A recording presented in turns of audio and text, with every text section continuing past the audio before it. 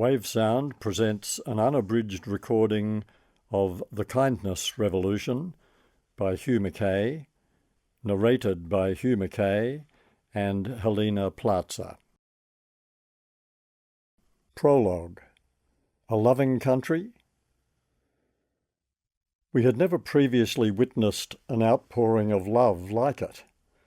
The empty car parks, the lack of traffic, the deserted school playgrounds, pubs and restaurants closed, people keeping a respectful distance from each other when they had to mingle, at the supermarket, in a takeaway coffee line, at a bus stop, people wearing masks when asked to do so, neighbours looking out for each other, especially for the frail-aged, and others at risk of social isolation morphing into loneliness. Some people found it spooky. Some found it sad. Some simply ignored it all and tried to carry on as if nothing had changed, thus risking their own and others' health. Most of us, though, accepted the seriousness of the situation and abided by the regulations, heeding the advice that staying home or wearing masks or keeping our distance from each other would save lives, including our own. There were, of course, people who had to leave home: healthcare workers, supermarket and other food supply workers, transport workers, garbage collectors, police, all those who provide the essential services that ensure our safety and our very survival. For them, the act of love was not staying home. But why call it an outpouring of love? By modifying our behaviour so radically in response to the prolonged threat from COVID-19, we were showing our care and concern for each other, our willingness to make personal sacrifices for the common good. And those are signs of the purest form of human love, the love that has nothing to do with emotion or affection, the love that says we will treat each other kindly and respectfully, regardless of how we happen to feel about each other, because we know that's the only way a human community can thrive. This is not a book about the impact of COVID-19, but it does offer some reflections on the impressive human capacity to cope with life's inevitable disruptions, upheavals, and catastrophes, whether environmental or personal, and the unexpected benefits that often follow such experiences. The generation of Australians who endured the Great Depression of the 1930s as young adults typically looked back on that period with a kind of gratitude for the way it shaped their values and clarified their priorities for the rest of their lives. It was the making of us. They became famous in their families for their austerity and restraint, saved pieces of string, a favourite symbol of their commitment to waste not, want not, and for their strong sense of neighbourliness. They were also the generation who coined the term me generation for the post-war baby boomers, because the boomers seemed so materially self-indulgent, headstrong, and socially adventurous by comparison with their Depression-era parents or grandparents. Will we now see a COVID generation emerging among today's equivalent of those young adults of the Depression? Almost certainly. The millennials, formerly known as Gen Y, who in 2021 are aged between their late 20s and early 40s, have already proved themselves to be a resilient generation, shaped by the experience of being the offspring of our most divorced generation of parents, having to face highly competitive education and job markets, and adapting to a culture of impermanence, graphically symbolised by everything from the swiftly changing world of IT to the looming threat of cataclysmic climate change effects. How will they be changed? How are any of us changed by disruption and by a heightened sense of life's uncertainties? Either we become frustrated and let our frustration boil over into anger and recklessness, or else we think more clearly about what really matters to us. We consider which values are worth clinging to. We become more caring, since that's the inevitable consequence for most of us of realizing just how interdependent and interconnected we really are. We also become more resilient. By resilience, I mean flexibility and adaptability, a kind of buoyancy, a capacity to endure, a determination not to be defeated or victimized by adversity, but to find a way through it or around it and to prevail. The process of building resilience always involves some pain and sacrifice, as well as patience and courage. Not everyone copes well with that. Not everyone thrives. Not everyone behaves honourably when the going gets tough. But fortunately, most of us do. And the strength we draw from belonging to caring and supportive families, friendship circles, neighbourhoods and other groups and communities is what usually makes the difference. During the COVID-19 pandemic, we demonstrated that we can be kind and compassionate on a large scale. Is it too much to hope that the lessons learned under the pressure of restrictions imposed on us might be applied more generally? Could we become renowned as a loving country rather than simply a lucky one? Might a kindness revolution lead, for example, to a more energetic commitment to reconciliation with our First Peoples, or a more humane response to people who come here legitimately seeking asylum, or a more determined effort to eradicate poverty and homelessness, to say nothing of more urgent action in the face of the looming effects of climate change? Might we finally stamp out racism, sexism, ageism? A loving country would certainly be more generous to those for whom we have no work and to those struggling with mental illness, disabilities, or other debilitating conditions. A loving country would take better care of its frail aged.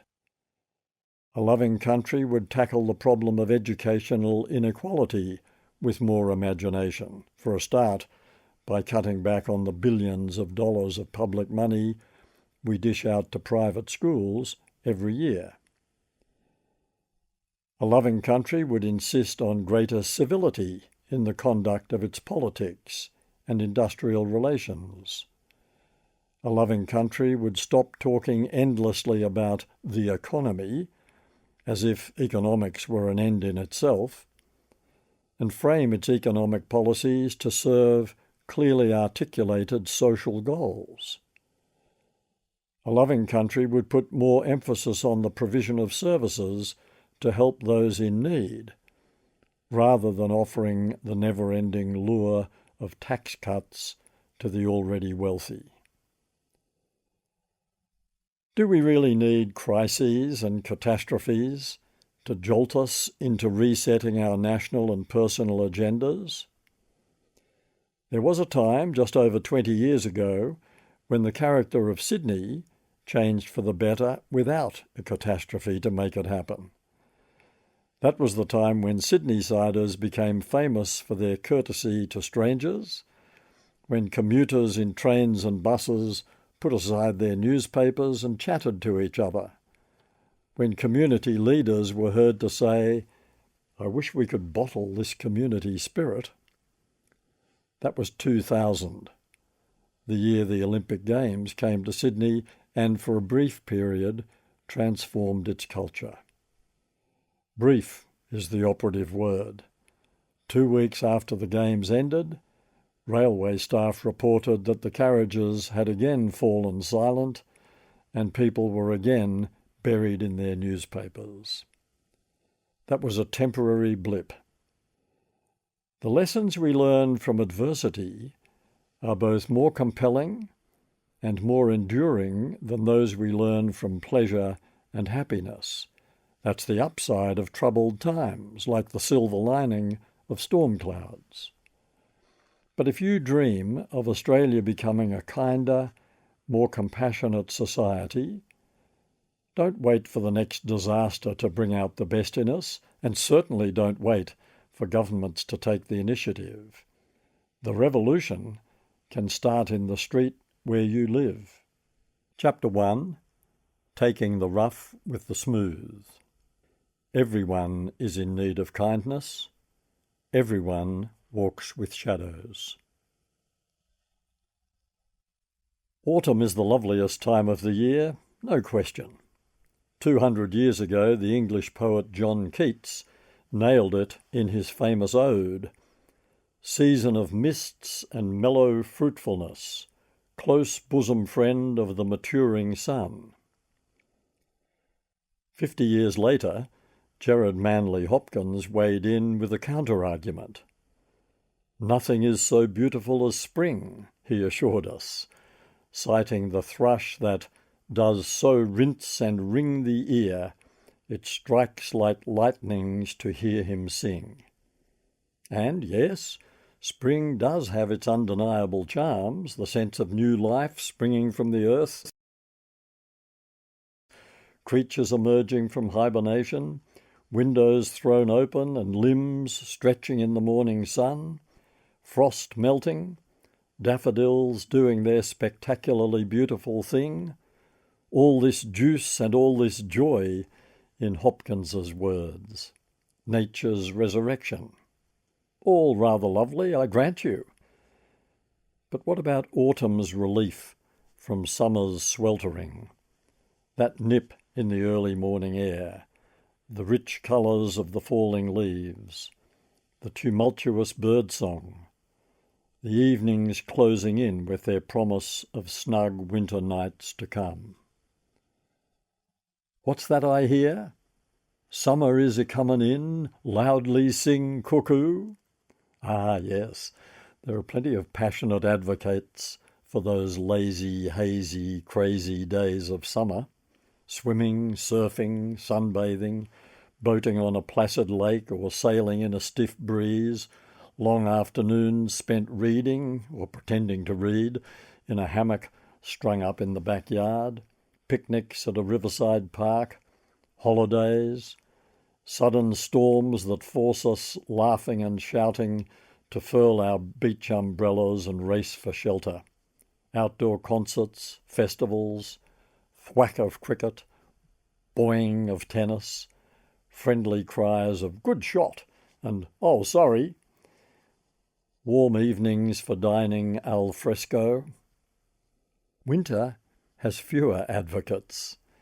In Sonnet 19, Shakespeare referred to glad and sorry seasons, and there's not much doubt that winter was one of his sorry seasons, the winter of our discontent, winter and rough weather. Winter is a favourite metaphor for the final stages of life, with its bleak implications of frailty and decline. The leaden skies, the icy blasts, the coughs and colds. Still, winter has its devotees. Serious readers love it, as do writers, and so do soup and scarf manufacturers. "Grey matter works better under grey skies," said a teacher at my old school, challenging his pupils to think of a single poet, philosopher, scientist, or novelist from the tropics. He was on safe ground. At 12, We could hardly identify the geographical origins of a single poet, philosopher, scientist, or novelist. And anyway, back then, we assumed everything wonderful came from England, or perhaps Scotland if we happened to have a Mac in our name.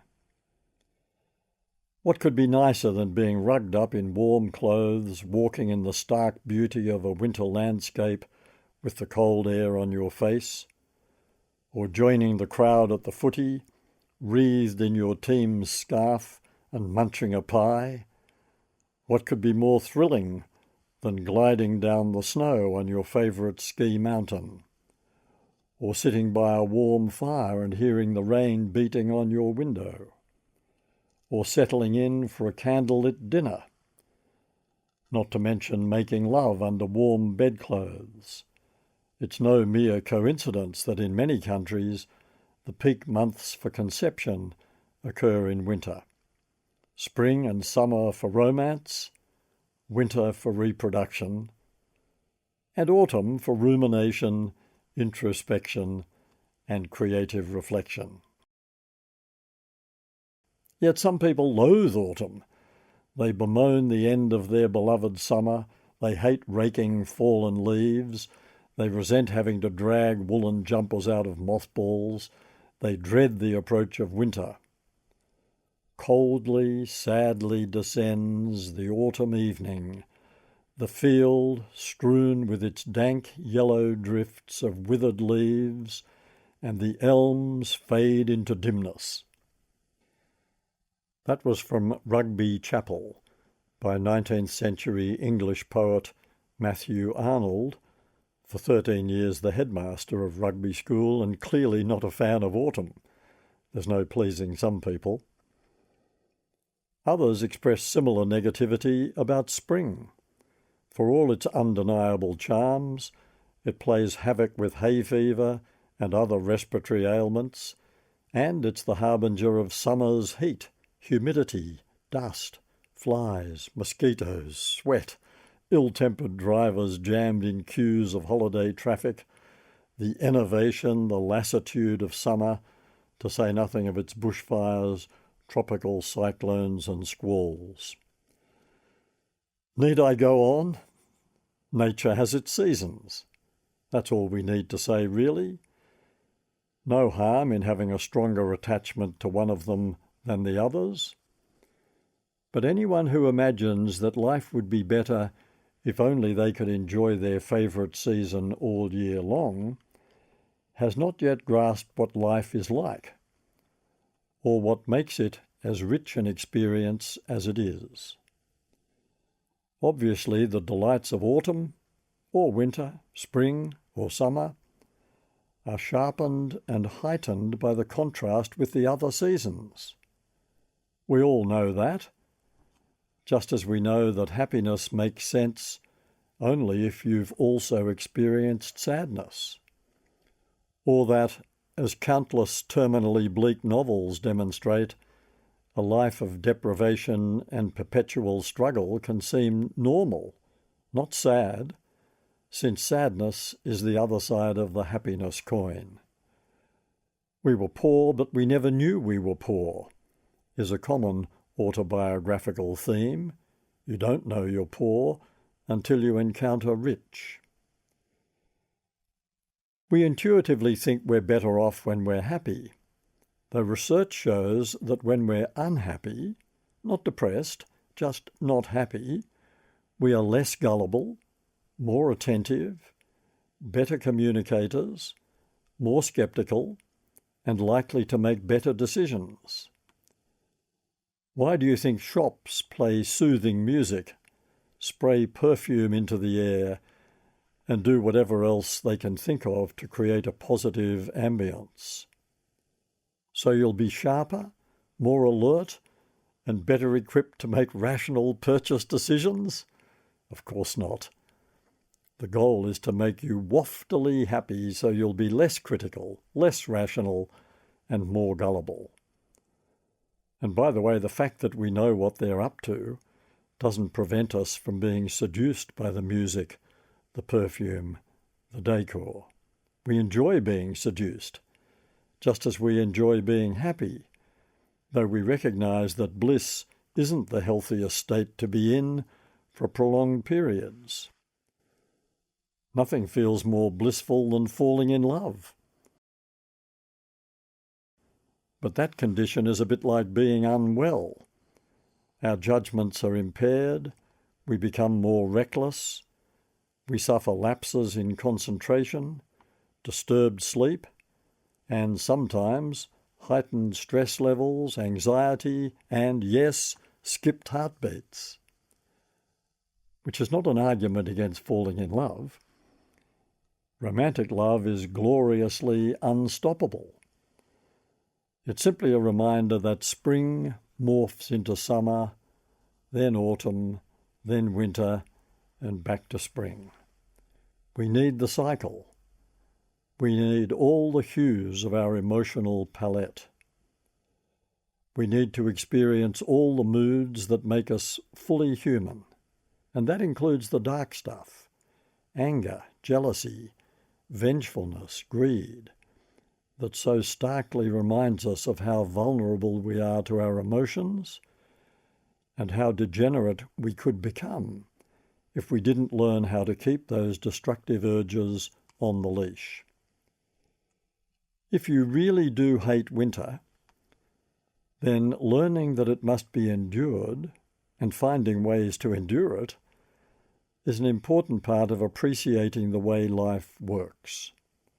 The most thrilling and uplifting symphonies all have a slow movement, sombre and reflective moments, a movement or a passage in a minor key. Light needs shade for us to appreciate its intensity. Occasionally, I'll look up and see a completely cloudless, stunningly blue sky. It's undeniably dramatic, though I wouldn't personally say beautiful, since imperfection is the essence of beauty. If you doubt it, gaze into the face of the person you love most. There are parts of the world where the sky is almost always blue, and where, as a result, life is harder to sustain, since clouds bring rain, and we know what happens when we don't receive enough of that. Indeed, one of the many hazards of global warming is the excess of blue skies. According to the United Nations International Resource Panel, almost half the world's population will be facing a serious shortage of drinking water by the year 2030. Purely in terms of aesthetics, clouds make the sky more intriguing, richer in meaning, and quite often more achingly beautiful than any cloudless sky can ever be. Patterns, shapes, movement, variations in colour, intensity and size, all these things contribute to the delights of a cloudy sky, to say nothing of the jaw-dropping beauty of a spectacular sunset refracted through complex clouds. It's the same with music. Hum or sing a simple melody, a tune you really like. Lovely as it is, it would be even lovelier if someone else were there adding a little harmony. Children singing around is more fun and more musically satisfying than one child singing the melody alone. It's not just the appealing circularity, it's also the greater complexity. Life, like art, offers us complexity, contrast, and ambiguity. We don't recall the bland periods of our life or of our day with satisfaction. The stories we most like to tell each other from folklore or family history are those with dark passages, vicissitudes and perplexities that are eventually resolved in a happy ending. The more chaos and tension preceding it, the happier the ending. The darker and more threatening the clouds, the more welcome the relief from the storm. Every cloud has a silver lining is obviously a metaphorical observation, not a meteorological one. Nor is it a piece of cheap positive psychology designed to cheer us up. Rather, it's a distillation of deep wisdom. Every dark passage of our lives has the capacity to teach us important lessons about ourselves, about the way the world works, and about what it means to be human. Not all crises and catastrophes strengthen us. Those that induce PTSD, post-traumatic stress disorder, might actually diminish our capacity to cope with further stress. But more generally, history teaches us that we humans are often at our best when we have had to absorb disappointment and loss and cope with adversity. For most of us, most of the time, adversity builds resilience as we discover that the obstacles in our path are not insurmountable. One argument a day keeps a marriage strong. Really? That proposition was put to me by a friend some years ago based on something she had read and found convincing. She is herself the most equable of people, with a very strong marriage, and ever since she told me that, I've been trying unsuccessfully to imagine her having regular arguments with her husband, or anyone really. Mind you, I doubt she was recommending knockdown, drag-out fights.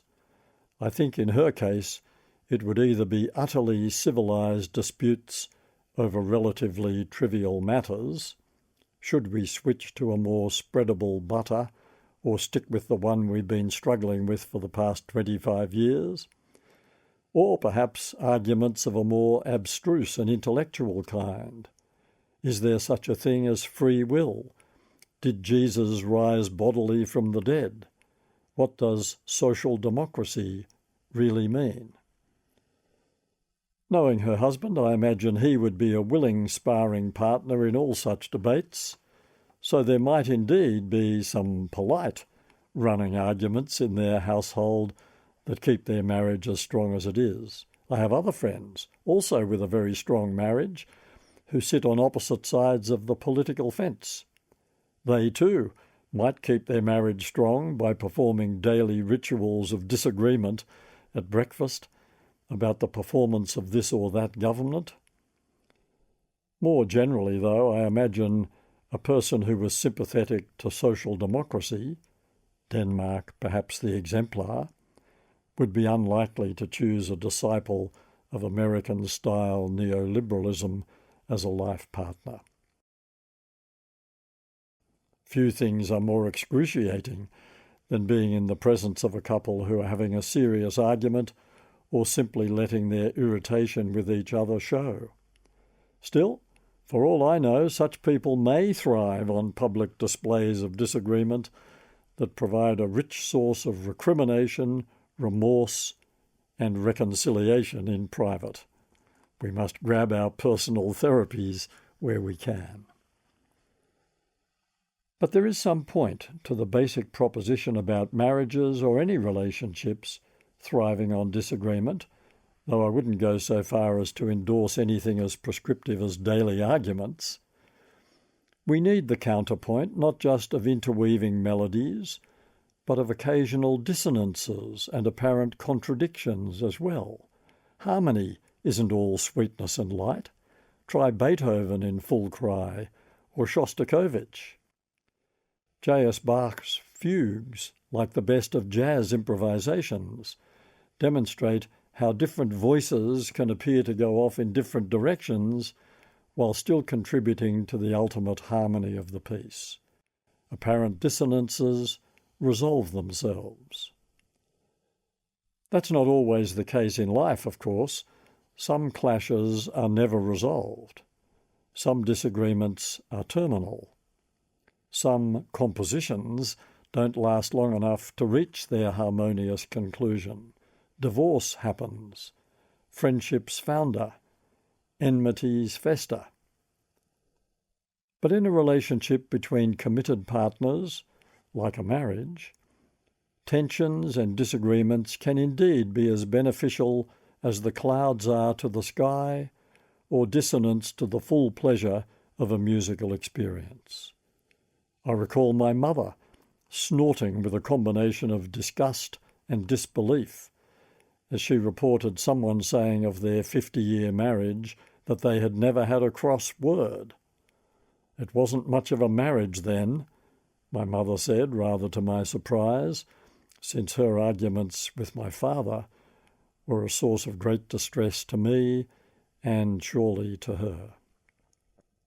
Her point was that a marriage without a cross word would be so bland as to be tedious. We don't have to fight to have arguments. We don't have to shout, let alone resort to physical violence to express our disagreement. There is such a thing as a loving disagreement, a conflict that occurs in the context of a solid relationship, just like the tense moments in a piece of jazz improvisation where you could almost think it was about to come unstuck, even while you know deep down it is going to come right in the end. That's how it is when we disagree with someone, a partner, a family member, a friend, a colleague, where we know the structure of the relationship is secure, even though we are in temporary conflict. Indeed, the conflict can be healthy and constructive precisely because it occurs within that secure structure. Disagreements between committed partners or friends are a sign of strength, not weakness, in the relationship. The robustness of a partnership would be in serious doubt if we were unable to share our differences or grievances with each other. Sometimes the harmonies of a relationship do seem to be drowned out by discord or lost in complex counterpoint, yet they endure. How a green wall spiced up a marriage. Ross and Julia had occasionally talked about painting one of the walls of their living room a different colour, maroon perhaps, or a deep green. Ross, recalling feature walls that were fleetingly fashionable in his childhood, was deeply cautious, not to say sceptical. Julia, who loved bright colours, had always complained of the blandness of the apartment's white walls. There was no particular tension over this. The matter simply remained unresolved. Ross frequently had to travel interstate for his work. On one of those trips, he was scheduled to leave on a Sunday night and return home the following Friday night. Knowing this week-long trip was looming, Julia had secretly arranged to create her feature wall while Ross was away. She had conferred with a friend about colour and lined up a painter to start work on the Monday morning after Ross's departure. It wasn't plain sailing. Getting the colour right, a pleasant forest green, was the least of Julia's problems. She had decided to paint 2 walls, not 1, and the painter kept phoning her at work with more complications. The removal of a bookcase that had been attached to one of the walls revealed a defect that needed patching. Part of the ceiling had come away with the bookcase, and that, too, required significant repair. A dust storm had sprung up, creating a major headache for the painter as he tried to protect the new paintwork while still ventilating the room. In the end, amid much tension, both walls were completed. The old bookcase was disposed of, the paint had dried, the dust had been removed, and order was finally restored by late on the Friday afternoon. Julia had said nothing of any of this to Ross in their daily phone conversations. She was bursting with excitement at the prospect of his return and the magic moment when he would open the front door and see the transformation. Any lingering reservations he might have about the concept would be swept aside by the sheer beauty of the result, and by his gratitude to Julia for having initiated and managed the whole thing by herself, without burdening him with any of the administration and without obliging him to go through the tedious process of arguing over the colour. On schedule, Ross phoned from the airport to say he had arrived and was waiting for a cab.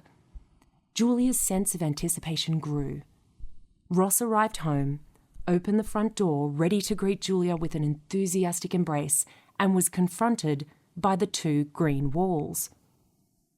Both suitcase and jaw dropped. He stood in silence, refusing to look at Julia. Then he flew into an uncontrollable rage. Julia was dumbfounded and deeply, deeply disappointed. Desperate, she tried to extract from Ross at least an admission that the colour was perfect. But he would acknowledge nothing. All he would say over and over again for the next 2 days of unalloyed grumpiness was that Julia didn't understand the first thing about the nature of marriage or its demand for cooperation, collaboration, and consultation. He simply didn't care about the outcome. He was outraged by his exclusion from the process. Her counter-argument was that Ross didn't have a romantic or spontaneous bone in his body. A sullen silence enveloped the household. On the third day, Ross arrived home from work before Julia. He wandered about the apartment, looking at the new walls from every angle. He was able to see that the colour was indeed perfect, and that the overall result was pleasing. He could almost bring himself to use the word transformation. He began to appreciate that Julia really had gone to a lot of trouble to achieve all this. The organisation was impressive. He could acknowledge that the secrecy, while infuriating, was an essential part of the plan, and that Julia really had intended this to be a pleasant surprise, even a revelation. At the same time, he was certain that part of Julia's motivation was simply to bypass any further negotiation and get the job done, to do what she had long wanted to do. He knew she often saw him as an impediment to her grand plans, whether for redecoration, a European holiday, or some other change of pace or direction. She often described herself as a spring person, in contrast with Ross's more autumnal nature. At his workplace, Julia would have been categorised as a change agent. To Ross, on their receiving end, she sometimes seemed more like a bulldozer. Julia arrived home, seeing that Ross was already there, seated in his favourite chair. She stood inside the door and waited to see if there were going to be any further eruptions. Ross smiled at her. "It's beautiful," he said. "Really? Is that what you really think?" "It is." "So I'm forgiven?" "Well, we need to discuss all this a bit more before I'd be prepared to go that far." Julia saw that he was still smiling as he said this, and she poured them both a drink. The conversation flowed. Julia never quite grasped why Ross was so deeply offended by all this, and Ross never quite grasped how Julia could have imagined he would take such a breathtaking lack of consultation in his stride. But they each moved a little way in the other's direction.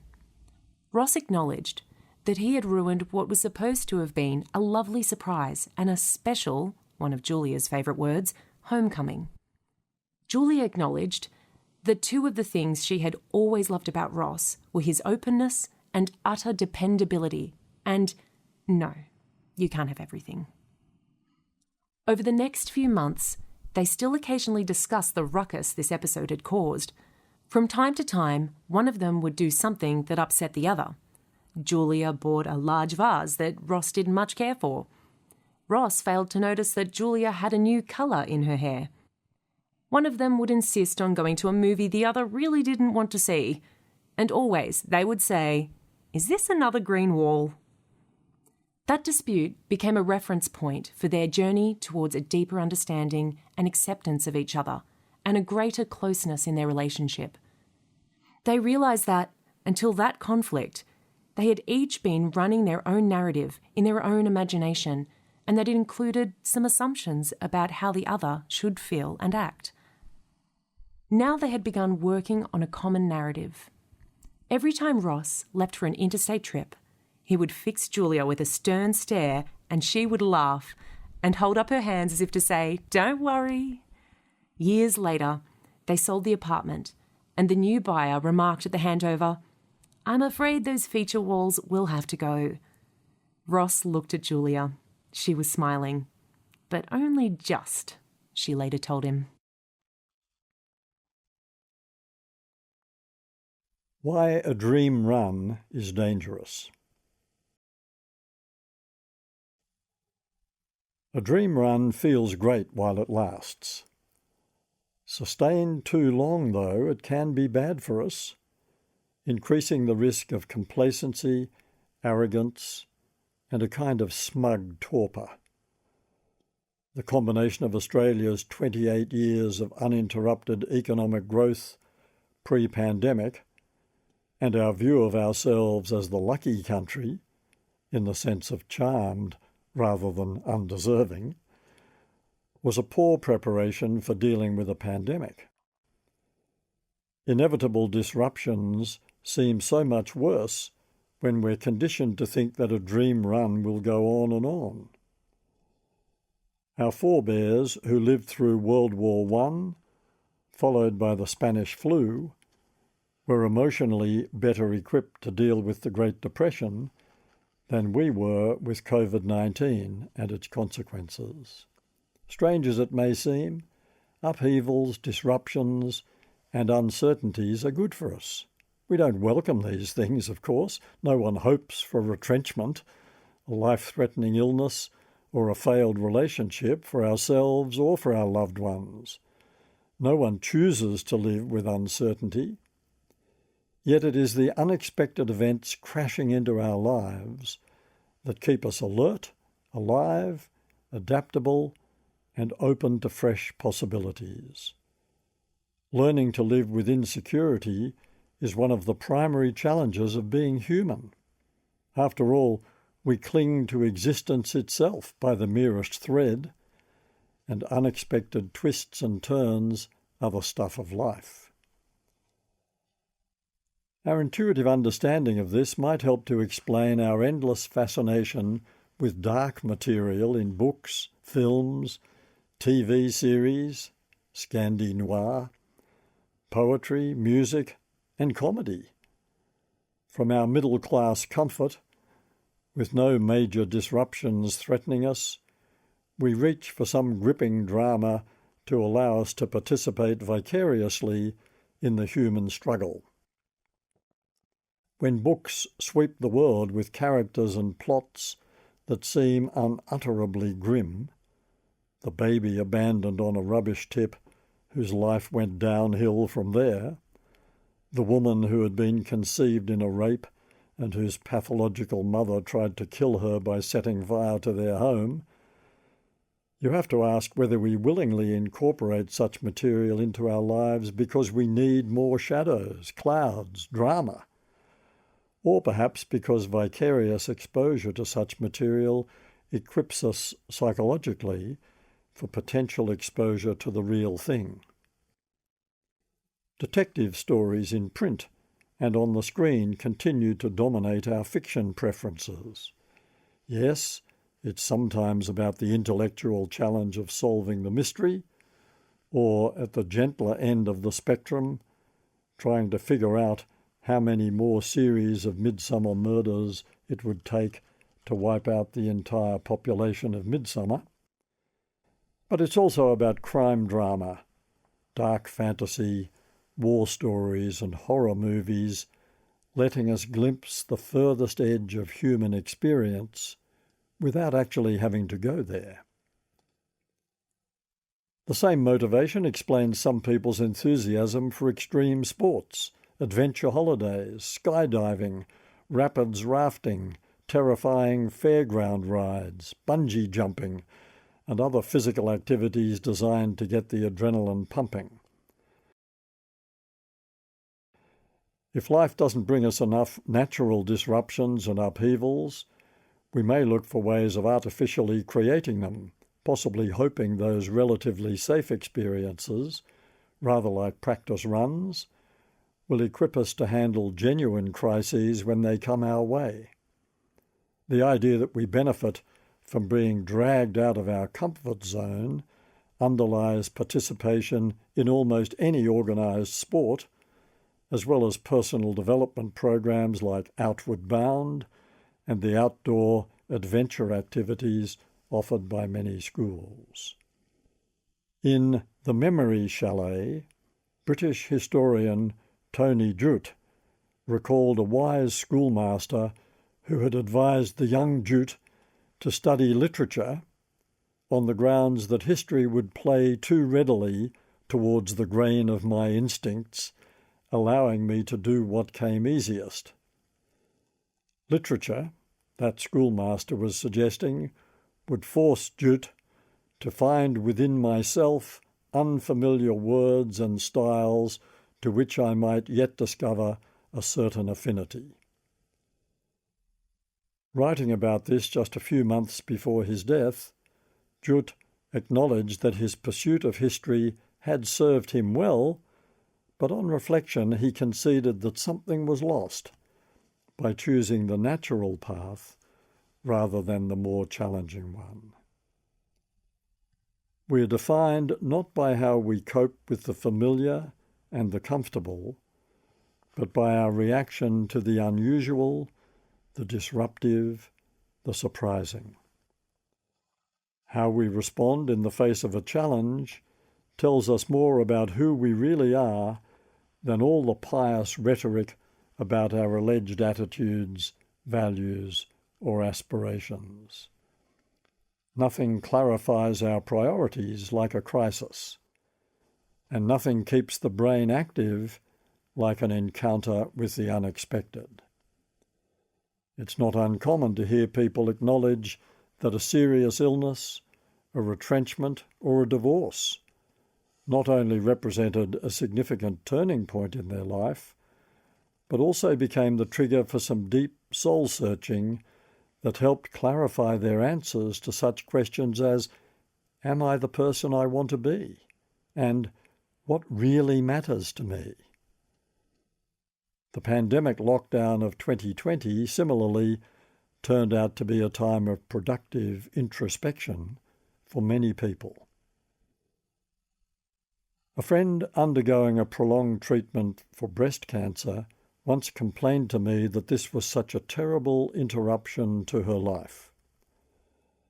I pointed out as gently as I could that this was not an interruption at all.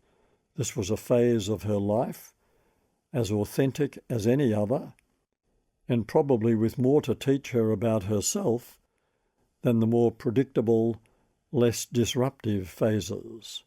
After all, if things just keep going along as smoothly as if we're on a railway track, reassured by the regularity and predictability of that clickety-clack, clickety-clack, why would we bother with introspection about the meaning and purpose of it all, let alone the direction we're taking? Neuroscientists have been telling us for years that brain plasticity can be maintained well into old age, and that unpredictability is the key. If, as you age, you want to keep your brain alert and adaptable, don't rely on routines.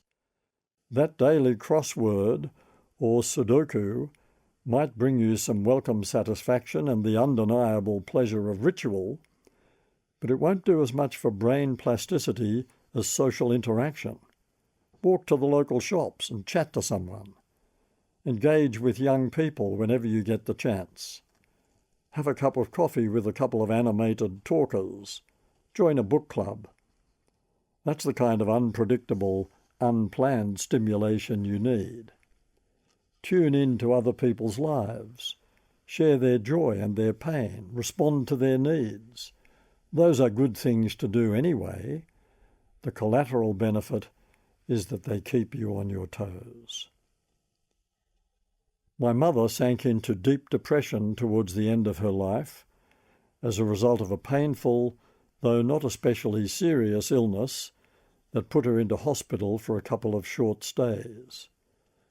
The geriatric psychiatrist who was treating her, a compassionate young New Zealander, told me that this was not an unusual thing to happen to elderly people who had been as healthy as my mother had been all her life.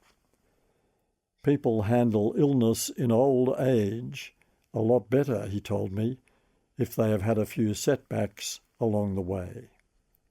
Doesn't our folklore tell us that we grow through pain? It's not just a saying. It's the distillation of the wisdom of the ages.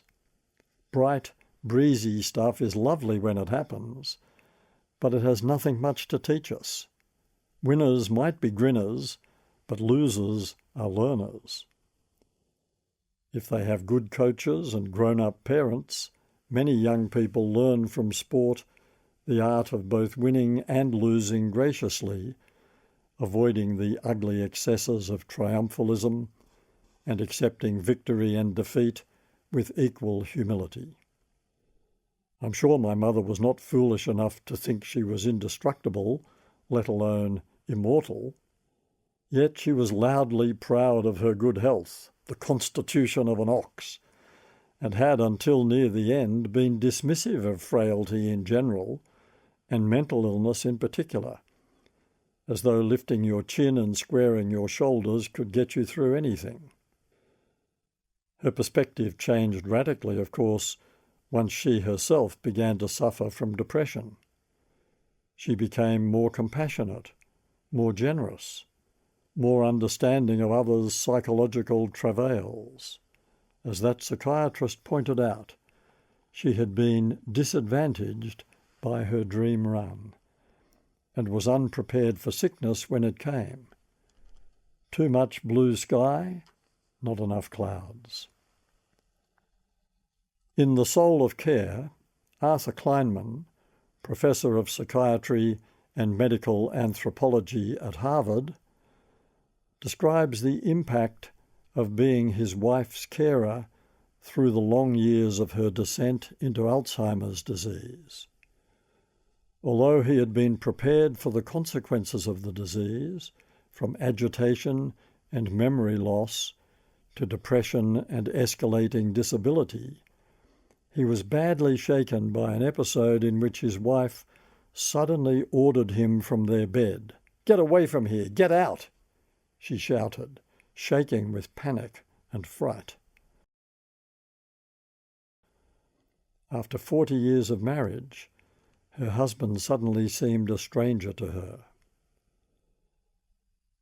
During the subsequent decade of care leading up to his wife's death, Kleinman came to realize that the humbling work of care rewarded me even as it sustained Joan.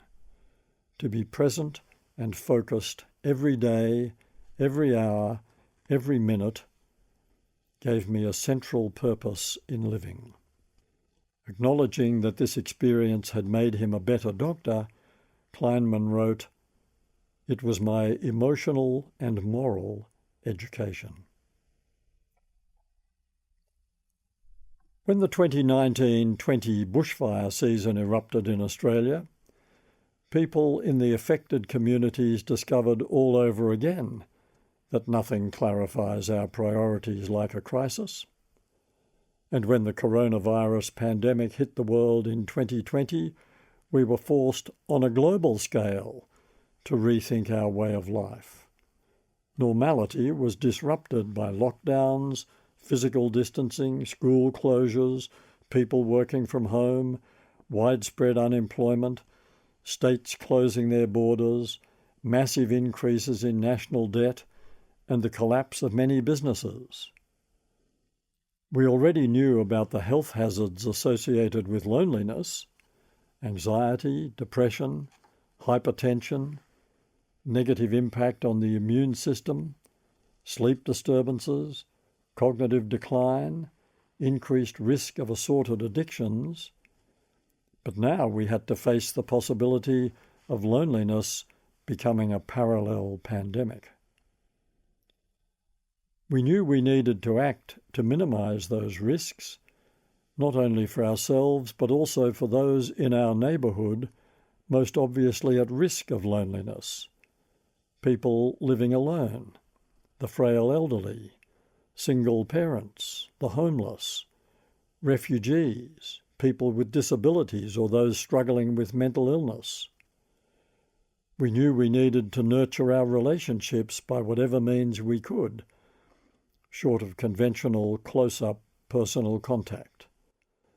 The very technology that many of us, including me, had criticised so trenchantly for making too many inroads into our face-to-face time and turning our lives into mere aggregations of surveillable data, now came spectacularly to the rescue. Emails, texts, Facebook posts, Zoom meetings, all forms of digital messaging, along with traditional phone calls, became lifelines connecting us to family, friends, and colleagues. We found that physical distancing sharpened our appetite for social connection and engagement, even if it was only virtual. By early in 2021, COVID-19 had killed more than 2 million people globally and made many millions seriously ill. Like every crisis we ever face, the pandemic brought out the best and worst in us. Initially, overwhelmed by fear and anxiety, many people fell into a blind panic, emptying supermarket shelves of many items and fighting in the aisles over the last pack of toilet paper. Why toilet paper? 3 possible explanations. First, panic leads us to want to do something, anything, that will restore some sense of being in control. Second, herd behaviour is irrational. So if the word gets out that people are fighting over the dwindling supply of toilet rolls, the herd will stampede to get its hands on toilet rolls. It could equally have been rumours of a dwindling supply of breakfast cereal, baked beans or batteries that set them off. Third, when people tried to imagine running out of supplies, one of the worst things they could imagine was running out of toilet paper. They might starve to death, having blown their grocery budget on toilet paper, but they'd want to die with immaculate bottoms. Nobler impulses finally prevailed, as they usually do when humans face a serious challenge. We realised there were isolated people in our street who might need help with shopping. Some of us realised that there are people who are permanently isolated, whose plight we had not fully imagined until we got a temporary taste of it. We smiled and waved more warmly to passers-by. We put notes in neighbours' letterboxes offering help. We realised afresh that the neighbourhood is an important place, not only the place where we learn to get along with people we didn't choose to live among, so it's the acid test of whether we're truly civilised, but also the place where we turn for immediate help in a crisis. In fact, one of the most positive outcomes of the pandemic was the reminder that simply by living where we live, we enter into an unwritten contract to become a neighbour to those who live nearby. No matter how much we value our privacy or wish to assert our independence, the neighbourhood is where we encounter our common humanity in all its rawness and immediacy. Behind closed doors we can act as we like and say what we like, but once we walk out the front door, we are members of a neighbourhood, obliged to honour that dimension of our responsibility as citizens. Other things also changed for the better. Managers supervising people working from home realised that there was a need for more pastoral care than usual, since not everyone was coping well with the isolation, and that served as a more general reminder that good leadership is always, first, about our responsibility to monitor the well-being of those we lead. Unemployment, on a massive scale, washed away the stigma that had previously attached to the unemployed and underemployed, as we began to grasp a truth that had been creeping up on us for decades. We simply don't have enough work for all the people who want to work. So we'd better find new, more creative, more generous ways of supporting those who find themselves unemployed or underemployed, whether in the short or long term, without compromising their dignity. There was a revival of talk about the concept of a universal living wage. Contrary to expectations, productivity rose, and many sceptical employers realised that employees working from home could actually be trusted to work. Conservative governments started referring to the common good in ways that suggested egalitarianism, if not socialism, was not completely dead as an ideal. Indeed, old political labels, already losing their meaning, came to seem absurd. Banks became more accommodating under pressure from government and the community. Some traditional mass media took their responsibilities more seriously, in contrast to the mad messages sweeping across the vast wastelands of social media. Respect for science, especially medical science, and scientists, increased. The work of frontline medical workers was valued like never before. Our esteem for all kinds of charities, caring on our behalf for the marginalised and disadvantaged, rose ever higher. Respect for the expertise, patience and resilience of school teachers increased dramatically as parents struggled to turn themselves into teachers for periods of homeschooling forced upon them by the demands of social isolation. Not all responses to the pandemic were so benign. Many people of Asian appearance reported an increased incidence of abuse. Still lurking prejudices seemed to be unleashed as people were irrationally attacked in ways that implied they were somehow culpable, either by association, they were Chinese and China was the source of COVID-19, or because they might have brought the virus with them from China. It was ugly stuff, and it reminded us that prejudices take a long time to dissipate when they have been buried in our culture for as long as White Australia and Yellow Peril have. Ji Yung Lo, Director of the Centre for Asian Australian Leadership at the Australian National University, wrote in John Menadew's online public policy journal Pearls and Irritations that the fear, anxiety and uncertainty of the pandemic have fueled ignorance and hate spreading beyond Chinese Australians to other Asian Australians, with some now living in fear, worrying whether their fellow Australians will accept and embrace them like before.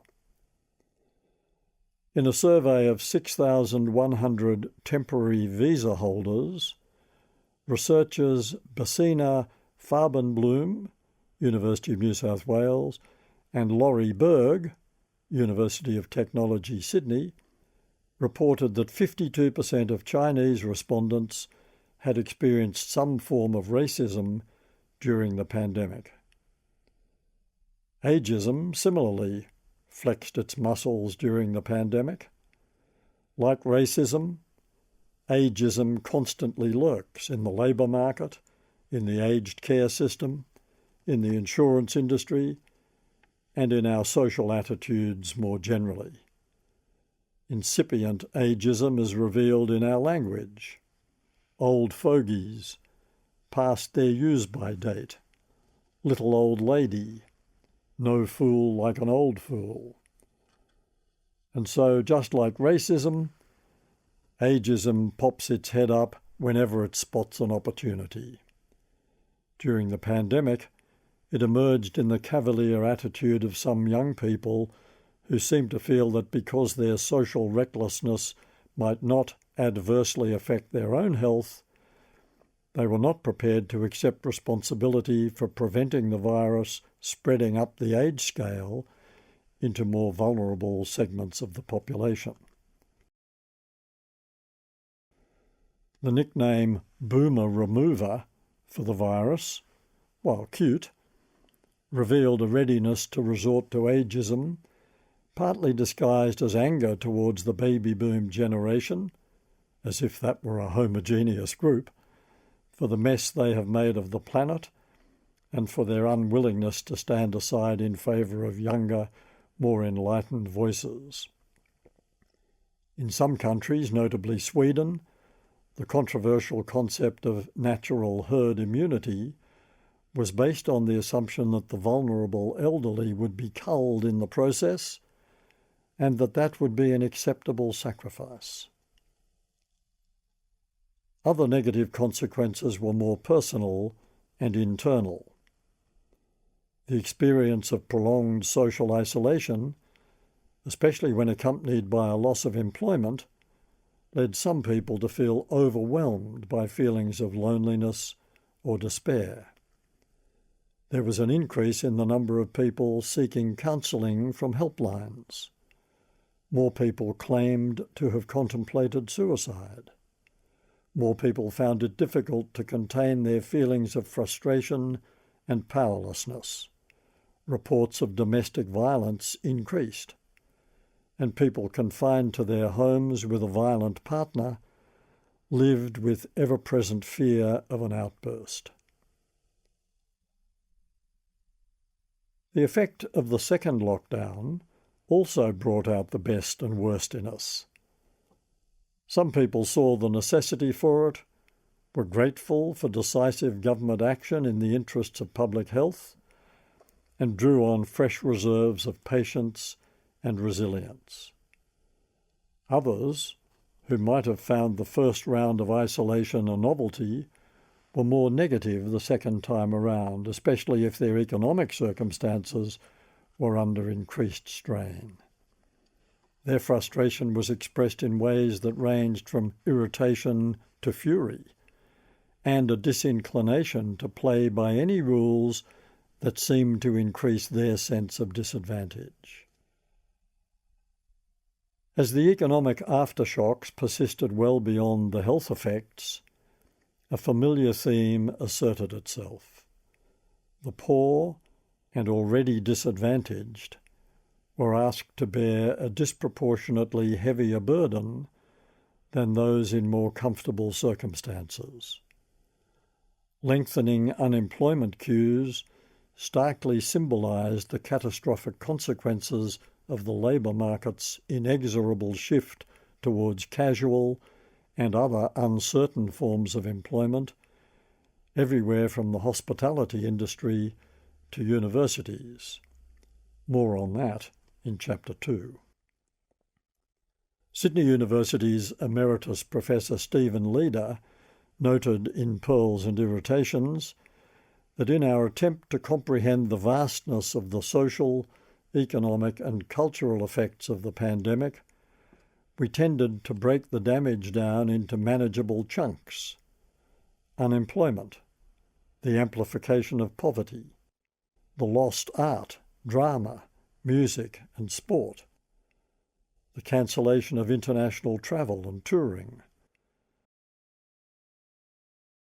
the smashing of the dreams of small business, financial recession, and of course the hideous revelations and lonely deaths of citizens in aged care facilities. Each of these would be enough to cause national distress, but they are interlocked and ultimately inseparable, and the total impact is immense. No one wanted that pandemic. No one will want the next one. No one will want to have to face the looming effects of climate change on our ecology, our economy, and our entire way of life. But all such catastrophes have the same effect. They sharpen our understanding of our interconnectedness and mutual dependency. They clarify our values. They encourage us to rethink our priorities. They expose our prejudices, and they build our resilience. The typical human pattern, not universally but in general, is that we emerge from crises, emergencies, and disruptions like depressions, wars, pandemics, floods, fires, earthquakes, or other natural disasters as better citizens, better neighbours, and better friends. The blue sky fantasy is as seductive as most fantasies. Naturally, we resist change and disruption. Why can't things stay the same is a familiar cry. When Christopher Lawrence was presenting the weekend breakfast program on ABC Classic Radio, he developed a little ritual of playing something by J.S. Bach straight after the 7 a.m. news bulletin each Saturday. On one particular Saturday, he played some Bach before the news break and something by another composer in the traditional Bach slot. Outrage! Listeners flooded the phone and text lines with complaints about the switch. That's humans for you. We don't like change, even though we know, or should by now know, that it can be good for us because it broadens our perspective, makes us more adaptable, and often opens up unexpected opportunities for us.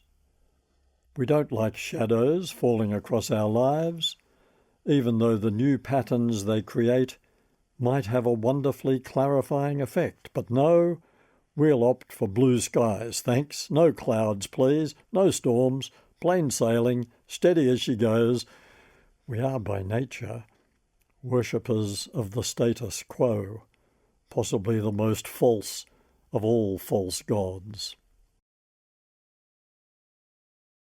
This ends CD 1. CD 2. The cloudless sky fantasy sometimes includes a world where everyone agrees with us, where we always fall on our feet, where trouble, if it comes, will seem as inconsequential as a ripple on the surface of a pond. We dream unrealistically of certainty and predictability, of stability, of partners who are strong and smart and sensible, yet who still miraculously always manage to see things our way.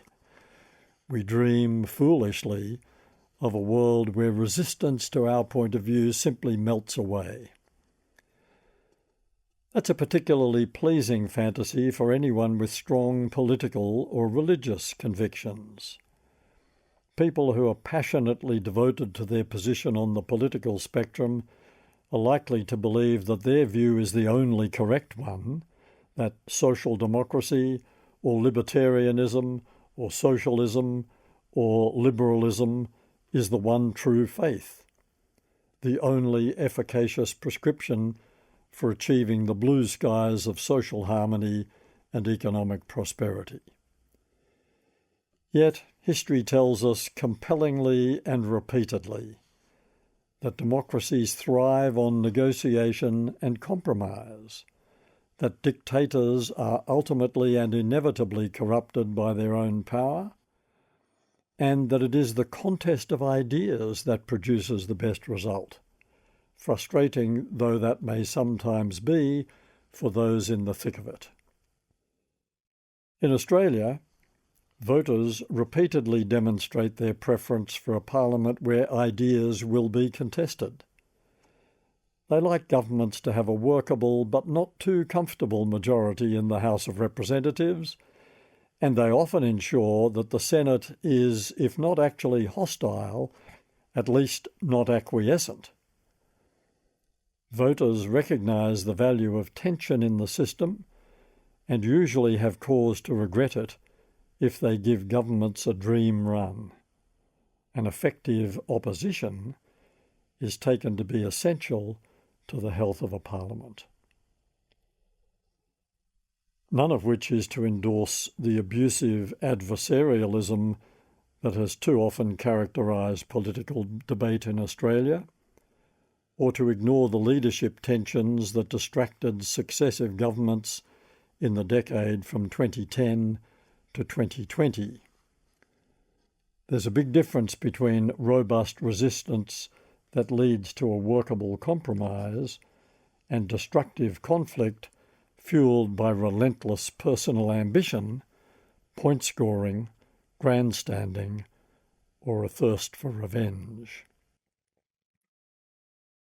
People with strong religious convictions, similarly, may yearn for a blue sky world where everyone's a convert to their particular brand of religious faith and practice. The historical evidence suggesting that faith tends to be strongest when it is under attack from persecutors seems to be lost on them. If the whole world believed in the same God, or had identical religious sensibilities, the entire thing would probably crumble, its foundations eroded by indifference. There's no chance of that happening. As a species, we clearly prefer religious diversity, counterpoint, and dissension. Not just between religions, but within them too. You're a Buddhist? Yes, but which sect or school of Buddhism?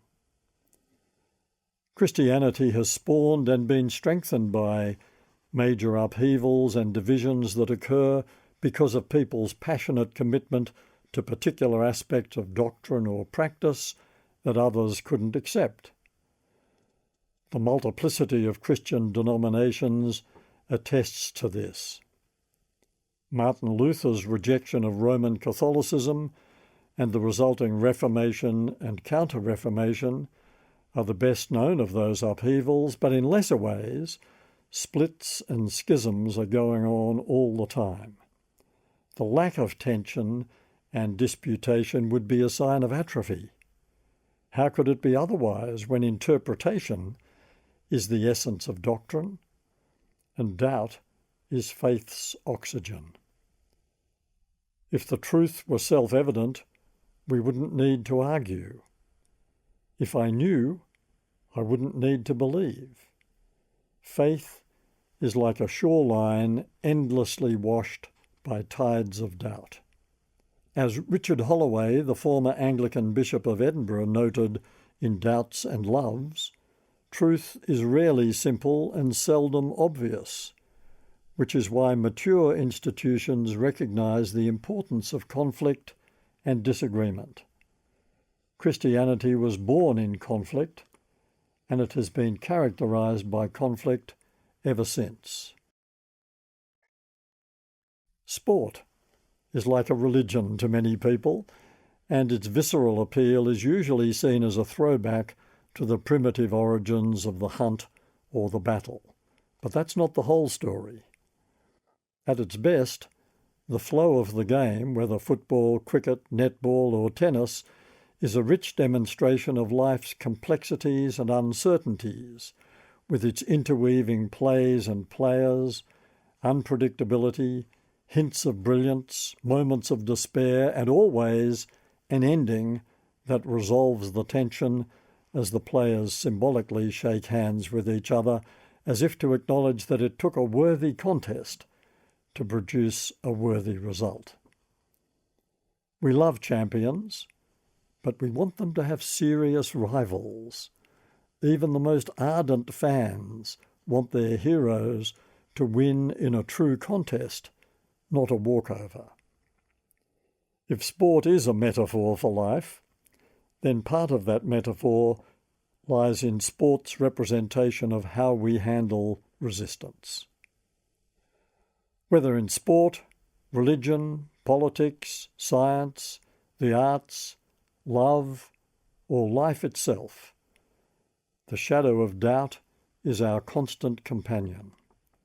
Outcomes are never certain, and we do best when we fully embrace that thrilling reality. The physicist and popular TV presenter Professor Brian Cox, said in a recent interview that scientists are delighted when we are wrong because it means we have learnt something.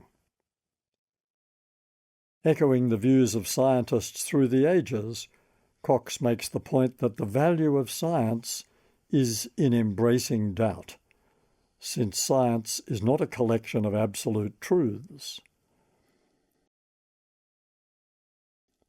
The French philosopher of science, Bruno Latour, draws a close parallel between scientific hypotheses and religion's leaps of faith. In both cases, we are interpreting reality as we experience it, while waiting for fresh revelations to emerge.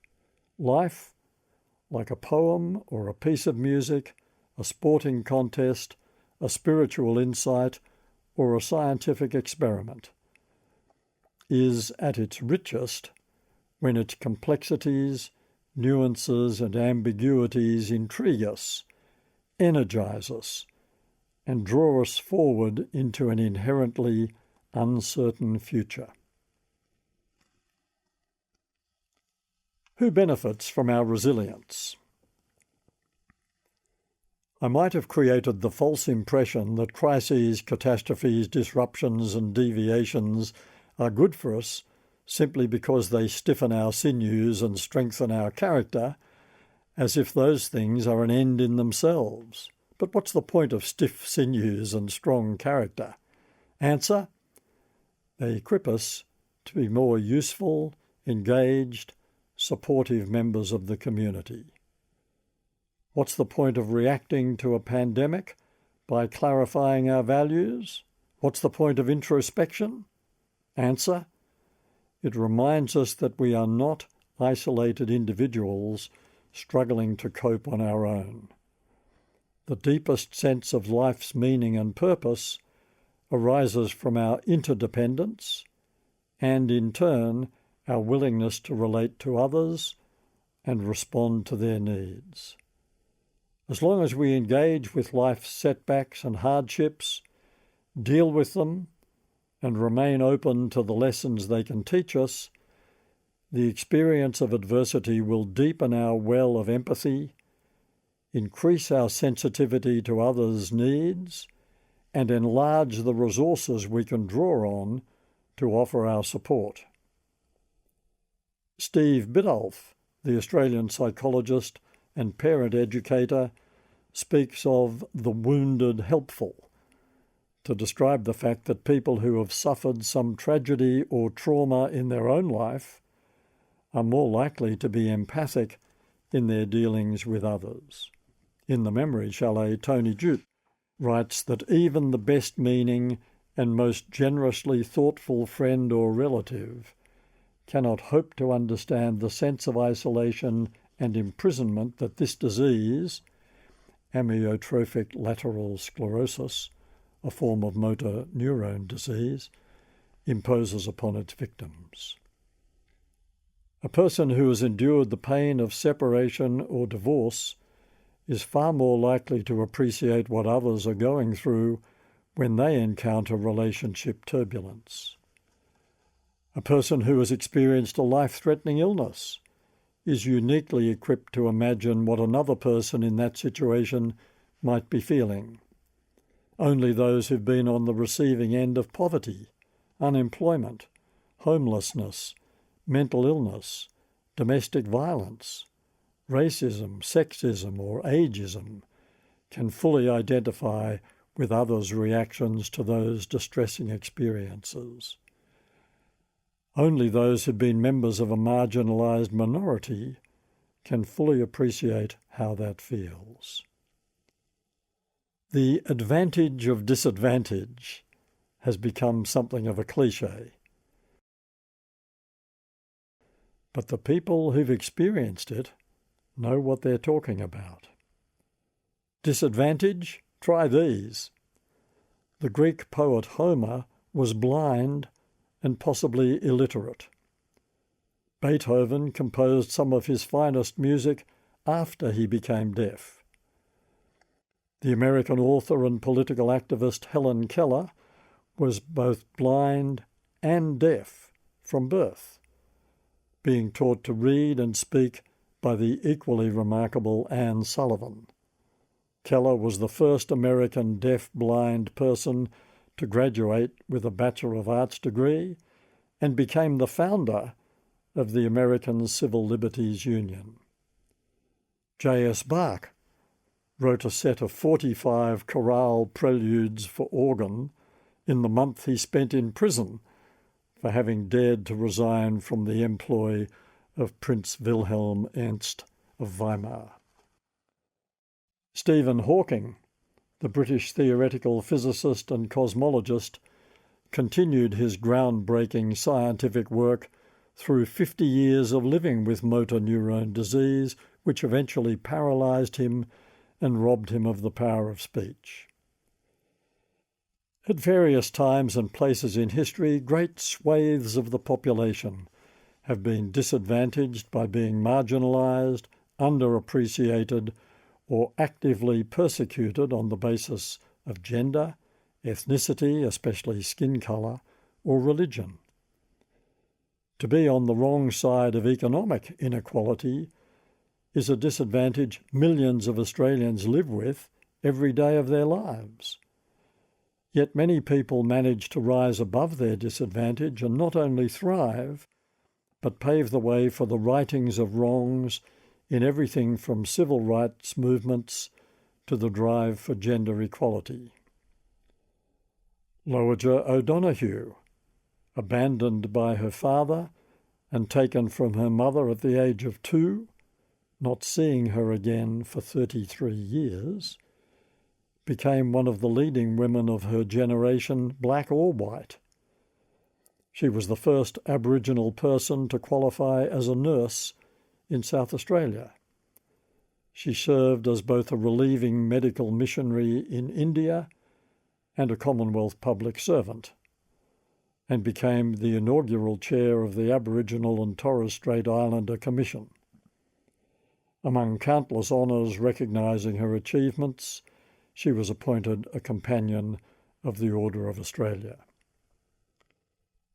Ruth Bader Ginsburg, who died while I was writing this chapter, consistently topped her class at both Harvard and Columbia law schools, but couldn't get a job as a lawyer in New York, apparently as a result of sexism and anti-Semitism. She initially settled for an academic job, became a passionate advocate for gender equality, and ultimately a revered justice of the US Supreme Court. All over the world, probably including someone in your family or your street, people dealing with all kinds of disadvantage manage to lead lives of quiet heroism, overcoming everything from the scars of emotional abuse to physical disability. Many painters, writers, sculptors and musicians have had to learn to cope with blindness. The Turkish painter Ezraf Amagan was blind from birth, as was British jazz pianist George Shearing, who, along with American jazz greats Stevie Wonder, blind within weeks of his birth, and Ray Charles, blind from age 7, enjoyed a stellar career. James Joyce claimed that of all the things that have happened to me, I think the least important was having been blind. Argentinian writer Jorge Luis Borges continued to write after he became blind, saying that blindness is a way of life that is not entirely unfortunate. Depression has dogged countless creative artists, ranging from Vincent van Gogh to Spike Milligan. The brilliant comic and creator of radio's The Goon Show, Milligan described himself as a neurotic, telling psychiatrist Anthony Clare in an interview on BBC Radio that for all neurotics, it's a gift and a curse at the same time. You get the pain much worse than anyone else, but you see a sunrise much more beautiful than anyone else. Any of us can experience the advantage of disadvantage whenever we draw on our resources of courage and endurance, supported with any luck by the love of family and friends, to overcome adversity or misfortune. A friend who suffered a stroke in his early 30s became grateful for the fact that his illness had forced him to rethink his life, his values, his priorities, his entire sense of purpose. Another, after her third retrenchment, established her own successful business. As a species, we are no strangers to catastrophe. Throughout history, human societies have had to deal with famines, floods, fires, plagues, earthquakes, to say nothing of wars or the personal traumas that challenge our equanimity. In the first half of the 20th century, for example, our forebears experienced 2 world wars, the lethal Spanish flu pandemic and the Great Depression. Generation after generation, we weather such things.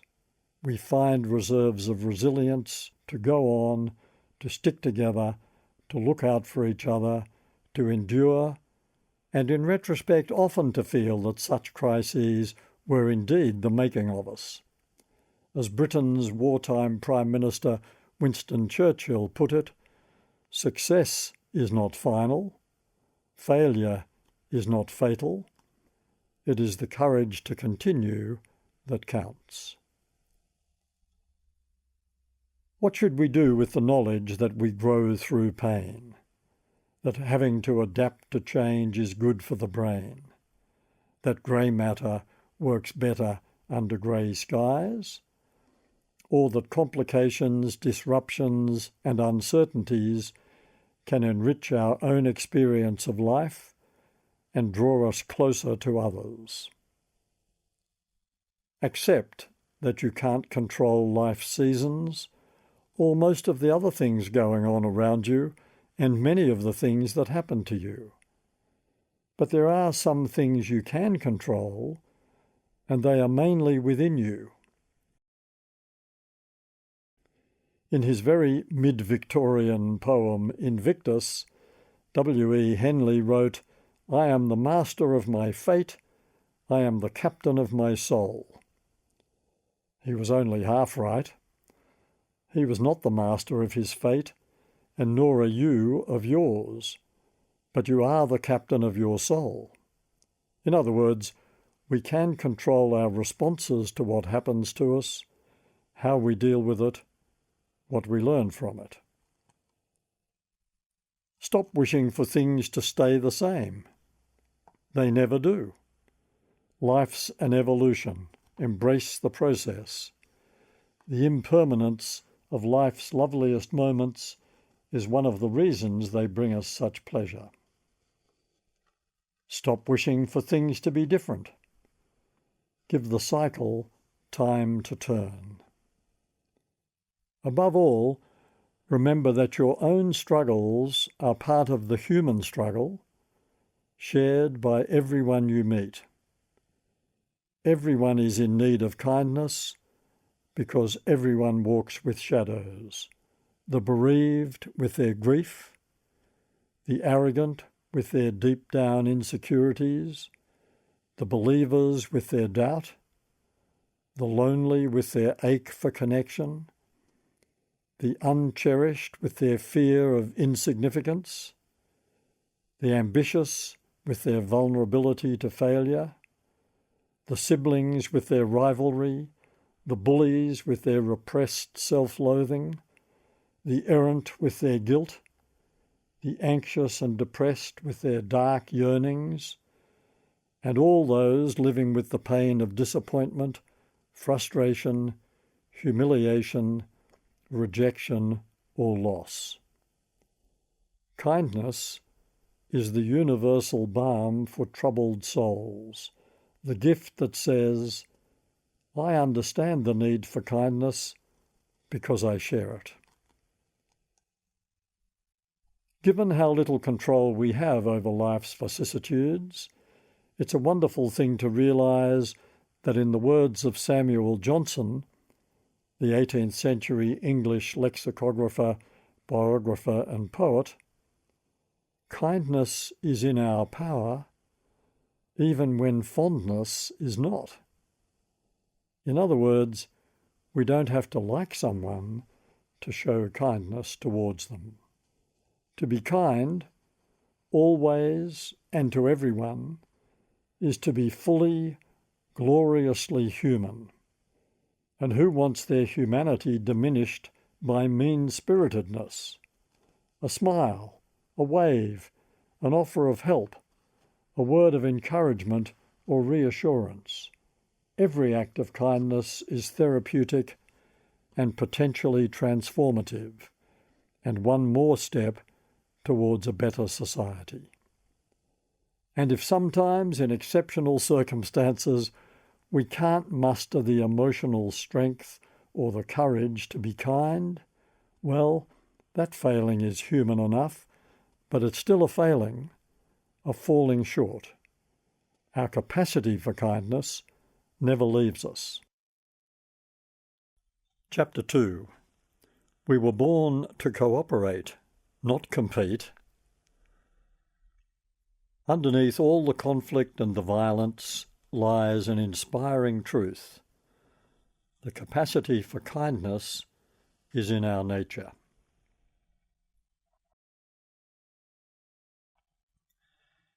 Here's what it means to say we are human.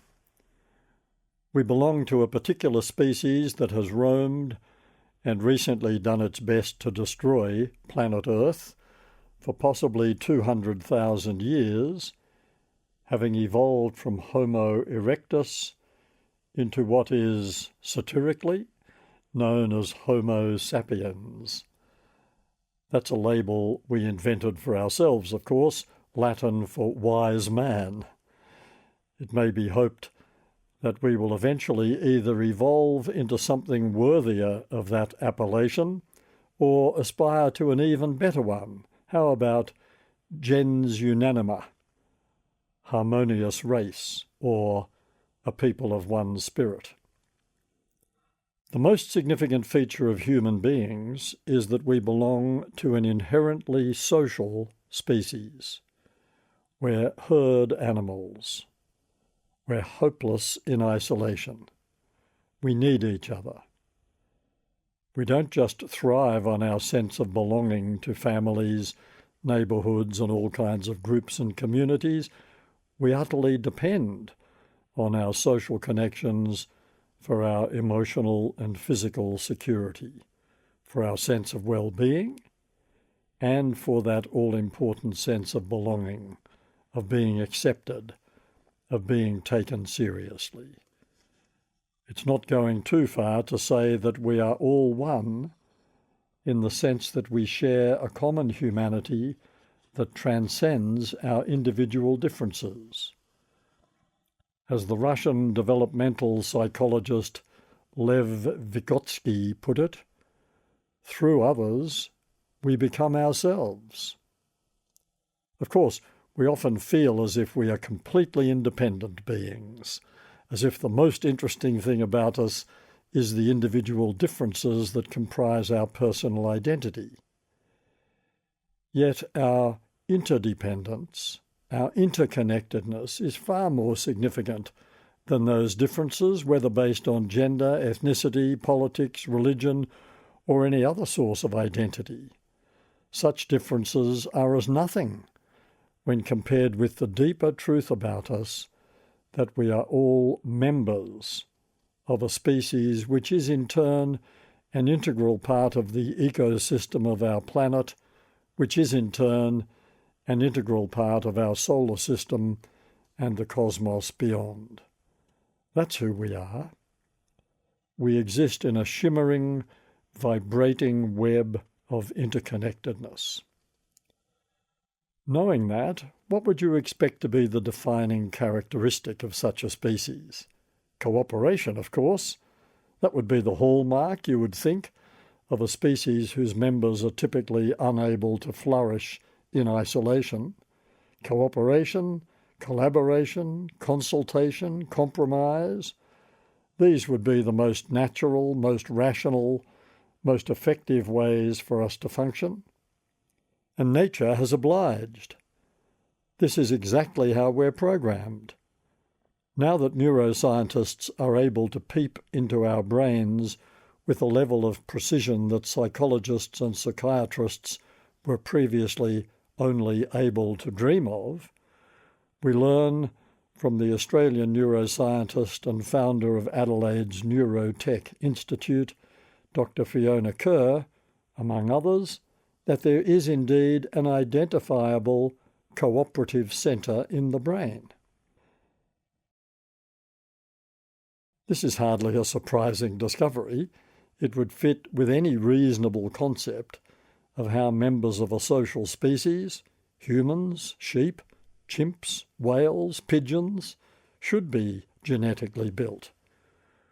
We could go further and say that given we are an essentially cooperative species, you would expect us to develop default characteristics like kindness, altruism, neighbourliness, mutual respect, tolerance of individual differences, all based on our recognition that, as people were so fond of saying during the 2021 coronavirus pandemic, we're all in this together.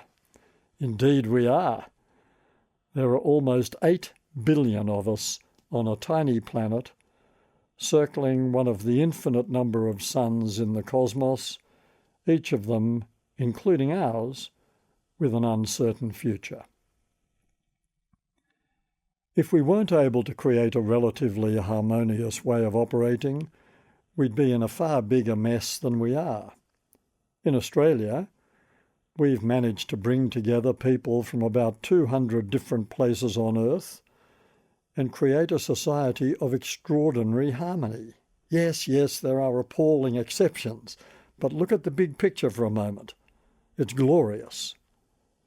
When European settlers arrived here in 1788, with, incidentally, dozens of nationalities represented in the First Fleet, including English, Irish, French, Africans and Americans, they landed on a continent where about 300 nations were already coexisting.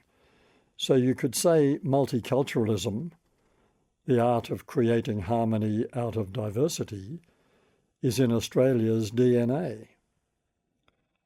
Do you doubt that cooperative is the most significant thing to say about us?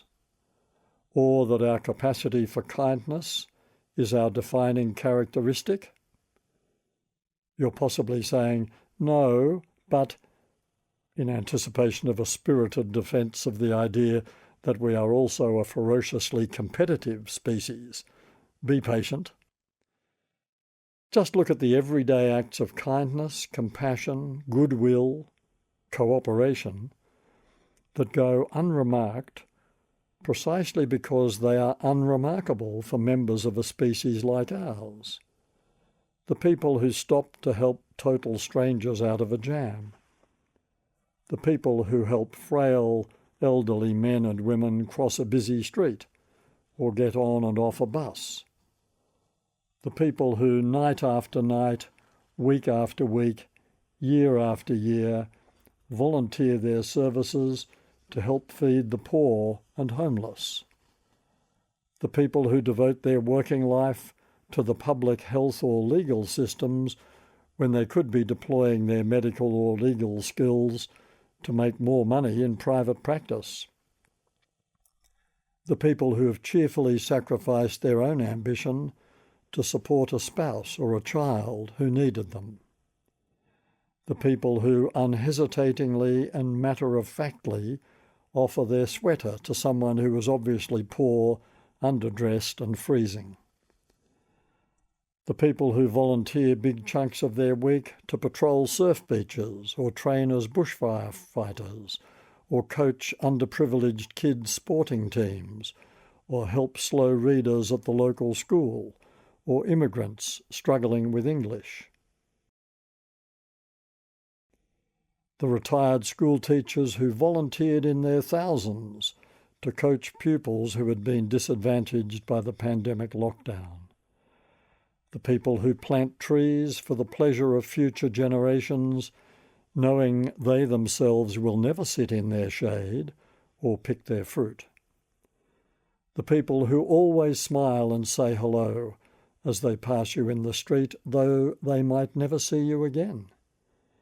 The people who unhesitatingly open their hearts and their wallets to support those whose lives have been devastated by bushfires, floods, or around the world by famine, war, or other disasters. The list could fill the rest of this book. And none of the items on that list would have anything to do with seeking a reward. Kindness, the essential quality of a cooperative species, is never about doing something for others in the hope of receiving thanks, let alone a benefit. It's not a reciprocal thing. It's not about you scratch my back and I'll scratch yours. We don't give to the poor because we hope they would give to us if the roles were reversed. If we're being true to the better angels of our nature, to quote Abraham Lincoln, we give to the poor simply because they're poor. I find it helpful to think of kindness, charity, as a hard-headed discipline, a motivation rather than an emotion, a frame of mind, a way of being in the world. It looks at a human problem and seeks a way to fix it, not because the heart melted or the spirit groaned in the face of poverty or suffering or any other sign of distress, but because this is the normal, natural way for humans to behave in response to the needs of others. This is how we make sense of the proposition that you can love someone you don't like. Marcel Proust captured the idea of unemotional kindness in the description of some nuns in Swan's Way. Literally saintly examples of charity, they have generally had the brisk, decided, undisturbed and slightly brutal air of a busy surgeon, no commiseration, the face devoid of gentleness or sympathy, the sublime face of true goodness. Although I'm distinguishing between kindness and other varieties of human love by suggesting that kindness is the only form of love that can exist independently of affection, it is still love. In fact, kindness might be the noblest of all expressions of human love precisely because it doesn't rely on an emotional response. Yet in one important respect, kindness is like all other forms of human love because it involves a type of surrender, a sacrifice of self, in which we put the needs of another person ahead of our own ego-driven desires. The essence of kindness is humility.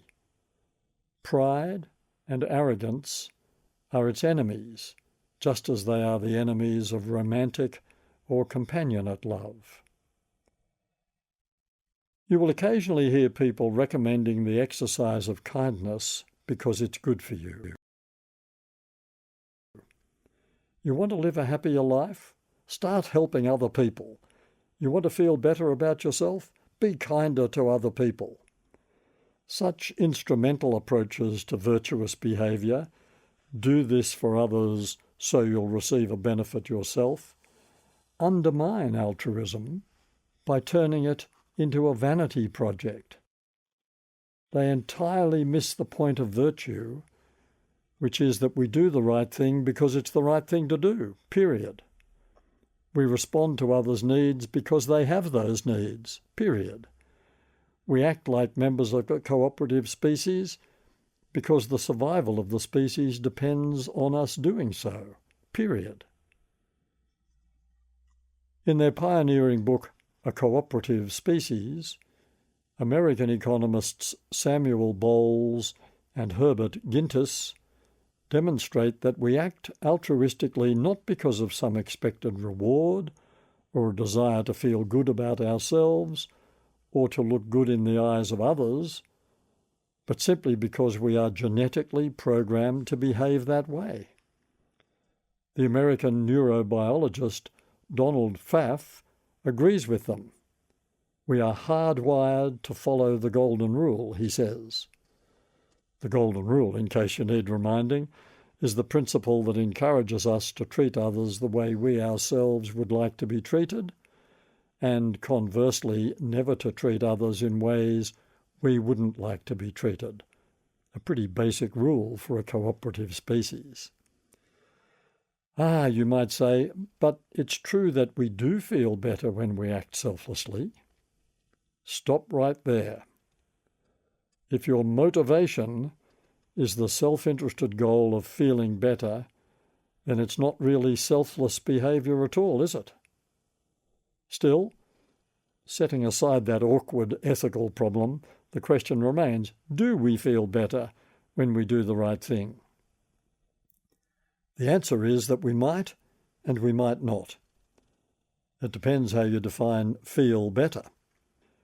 Renowned positive psychologist Roy Baumeister says, partly what we do as humans is to take care of others and contribute to others. This makes life more meaningful, but it does not necessarily make us happy. Indeed, it doesn't. We are sometimes understandably irritated and resentful of other people's demands on our time and energy. It is sometimes massively inconvenient to go out of our way to help someone in need. We sometimes feel the very opposite of saintly when we've been soaked to the skin and made ourselves late for an appointment as a result of stopping to help someone pick up the contents of a shopping bag that had spilt all over the footpath in the middle of a rainstorm. But do we then reflect on what nice, kind, helpful people we've been and experience a glow of pride or self-satisfaction? Do we hold a single malt up to the light, sigh with self-satisfaction and murmur to ourselves, I really deserve this, I've been so good today? Hardly. Do we lie awake at night, excited by how lovely it feels to have done a good deed for someone? Not if we're true to the essential nature of our species, we don't. After all, we haven't done anything extraordinary. We've simply been human, doing what comes naturally to humans, unless they're distracted by their egos.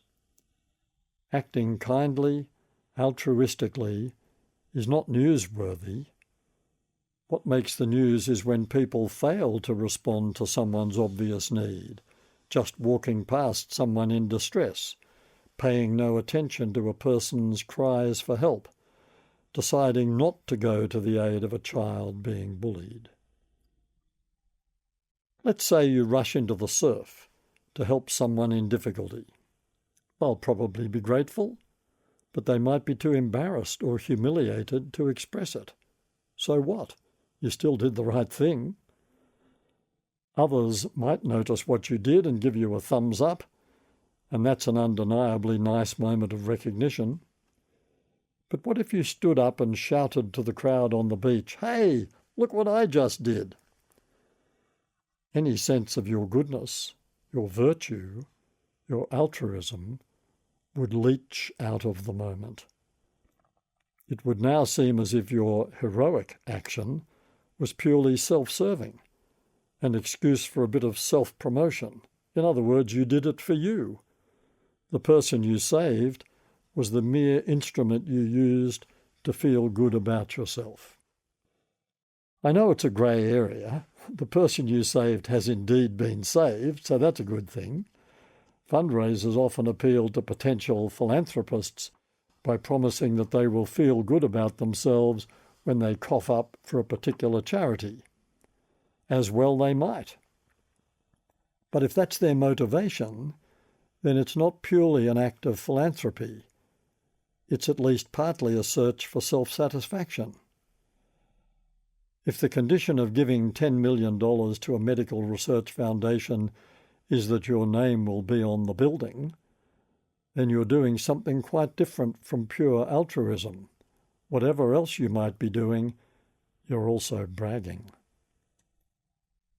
And what would you say of a politician who began showing more compassion towards the unemployed, or people seeking asylum, or pensioners, in response to advice possibly based on those desperately unscientific focus groups, that this would boost her or his personal approval ratings? Would you think that was an act of breathtaking political cynicism, self-interest posing as altruism?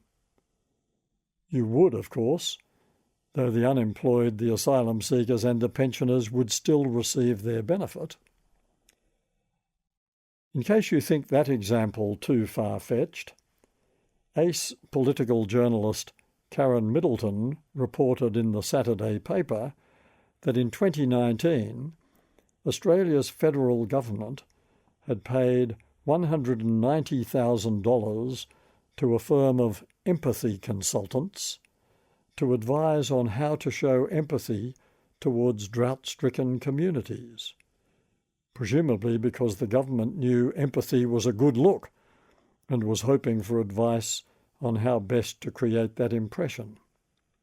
Stories abound in Australia, the United States, the United Kingdom and elsewhere of governments' heavy reliance on focus groups and other forms of research to pre-test the likely political effect of this or that policy.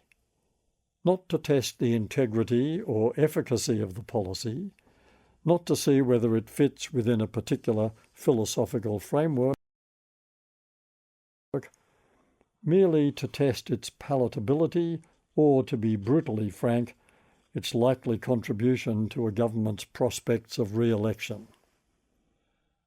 Such cynicism shouldn't surprise us.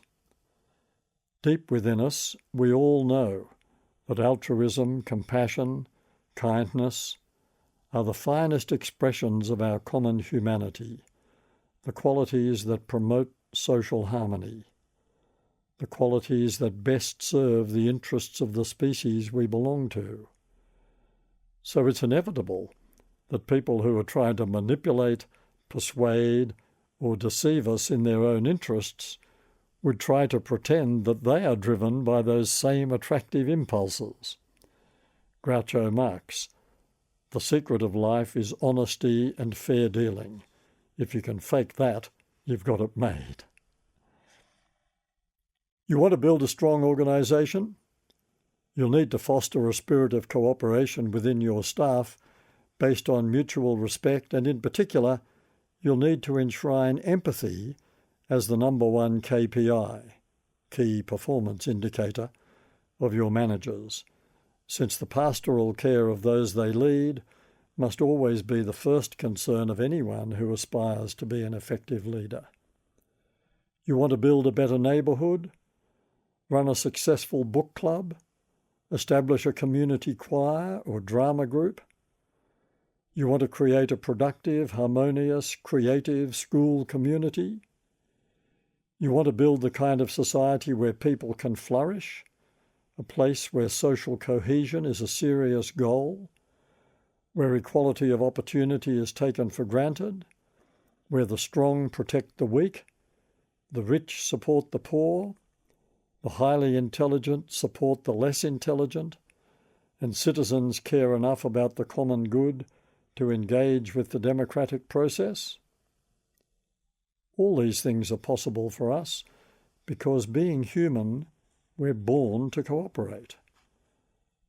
Were we to fail in any of these endeavours, that would probably be because our competitive urges, flowing from our ego-driven personal ambition, had got in the way.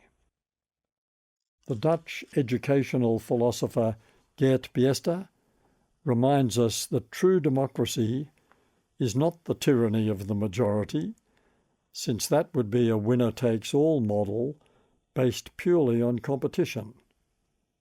Rather, he says, True democracy is a system where we negotiate our individual desires into what is collectively desirable. Yet we do compete, obviously.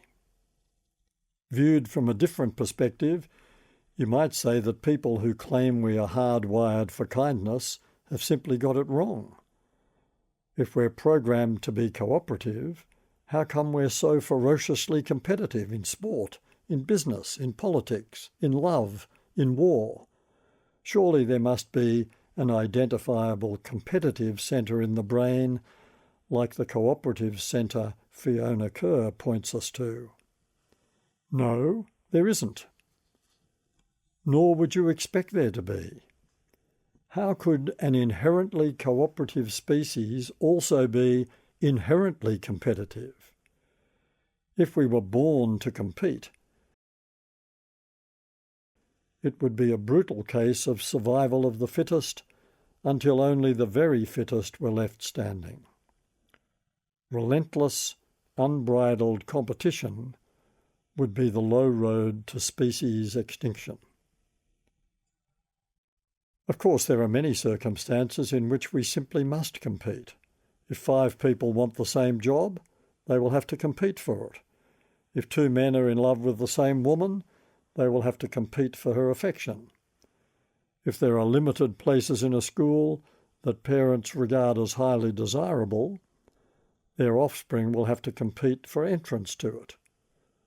All kinds of circumstances, from the free market to a school debate, oblige us to compete, but our natural state is to be cooperative.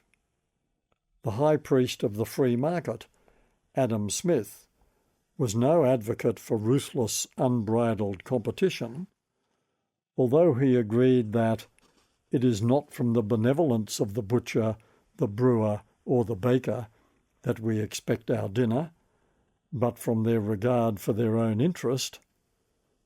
He nevertheless insisted that while individuals might intend only their own gain, they were led by an invisible hand to promote an end that was not part of their deliberate intention. And what was this famous invisible hand? What was the end, the goal, that was not consciously aimed for, yet would still influence the free market Smith envisaged? Smith was a moral philosopher before he was an economist, and in his theory of moral sentiments, he makes it abundantly clear that he believes humans are motivated, however unconsciously, by a concern for others, though they derive nothing from it except the pleasure of seeing it. In other words, Smith the philosopher had come to precisely the same conclusion as the modern neuroscientist. It's natural for us to take each other's well-being into account.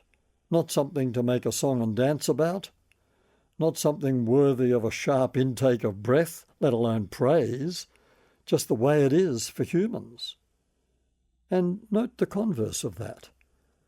It's unnatural for us not to take the well-being of others into account. If competition is not innate, that means it's learned. And the evidence suggests we're fast learners. Yet much of our most overt, intense competition on the sporting field is not as simply or straightforwardly competitive as it might at first appear. Take a close look at a Grand Slam tennis final, for example. Let's say Roger Federer and Rafael Nadal, 2 recent crowd favourites, were slugging it out on centre court, sweating and straining over every point, the scores seesawing as they ground their way into the 5th set. Have you ever seen anything more brutally competitive than those 2 striving for the twin glories of the championship title and the mountainous prize money? But wait, what you were witnessing was a spectacular example of human cooperation at its most refined or its most primitive, depending on your point of view. By entering the tournament, Both players agreed to play by the rules of tennis. They agreed to confine the game to the precisely marked court, for a start, and they agreed to respect the umpire's decision, give or take the odd appeal to a higher authority in the form of Hawkeye technology. They might have grimaced at each other, or occasionally smiled in acknowledgement of a good shot or a piece of luck, but they wouldn't hurl abuse at each other unless they were prepared to pay a hefty penalty, also agreed in advance, and they wouldn't come to blows or use any weapons in the contest other than a racket and ball, unlike the Italian painter Caravaggio, who brutally murdered an opponent who defeated him in a tennis match that was more like a duel than a game. Whether it's tennis, cricket, football, soccer, netball, or any other sporting contest, especially those involving teams, a very high degree of cooperation is required if the contest is to be satisfying for the players and enjoyable for the spectators. What coach of a junior soccer team has not had to explain to her charges that they must first learn to cooperate with each other before they can hope to compete effectively against an opponent? Don't hog the ball, pass to your teammates, support each other. In a word, cooperate. People are fond of saying that sport is a metaphor for life. In the first chapter, I suggested that a big part of that lies in its representation of how we handle resistance. But an even bigger part of the metaphorical lesson is that we'll never get anywhere if we don't cooperate. It's true that performance in sport is generally improved by competition, or at least by the practice that precedes competition. People often run or swim faster, jump higher or further when they are trying to beat an opponent, though none of that has much to do with human flourishing or social harmony. And, it must be said, many people derive maximum fun out of simply kicking a ball or throwing a frisbee to each other without turning it into a competition. Some musicians thrive on Eisteddfods and international competitions, at least as a way of coming to prominence in a crowded market. Painters and photographers regularly compete for prizes, as do writers and poets. Yet it's hard to imagine a writer honing sentences to extra brilliance in the hope of winning a prize. Indeed, the whole idea of pitting creative works against each other seems bizarre, though no one denies the commercial advantage to the winners. Competition in sport gets the adrenaline rushing for participants and spectators alike, and that's because it appeals to some of our most visceral urges. Just look at the crowds around the world who flock to football matches every winter, loving the contest, loving the tribe, and loving to hate all the other tribes, loving the camaraderie, knowing the outcome will be deeply satisfying for the winners and their supporters, and gut-wrenchingly disappointing for the losers and theirs.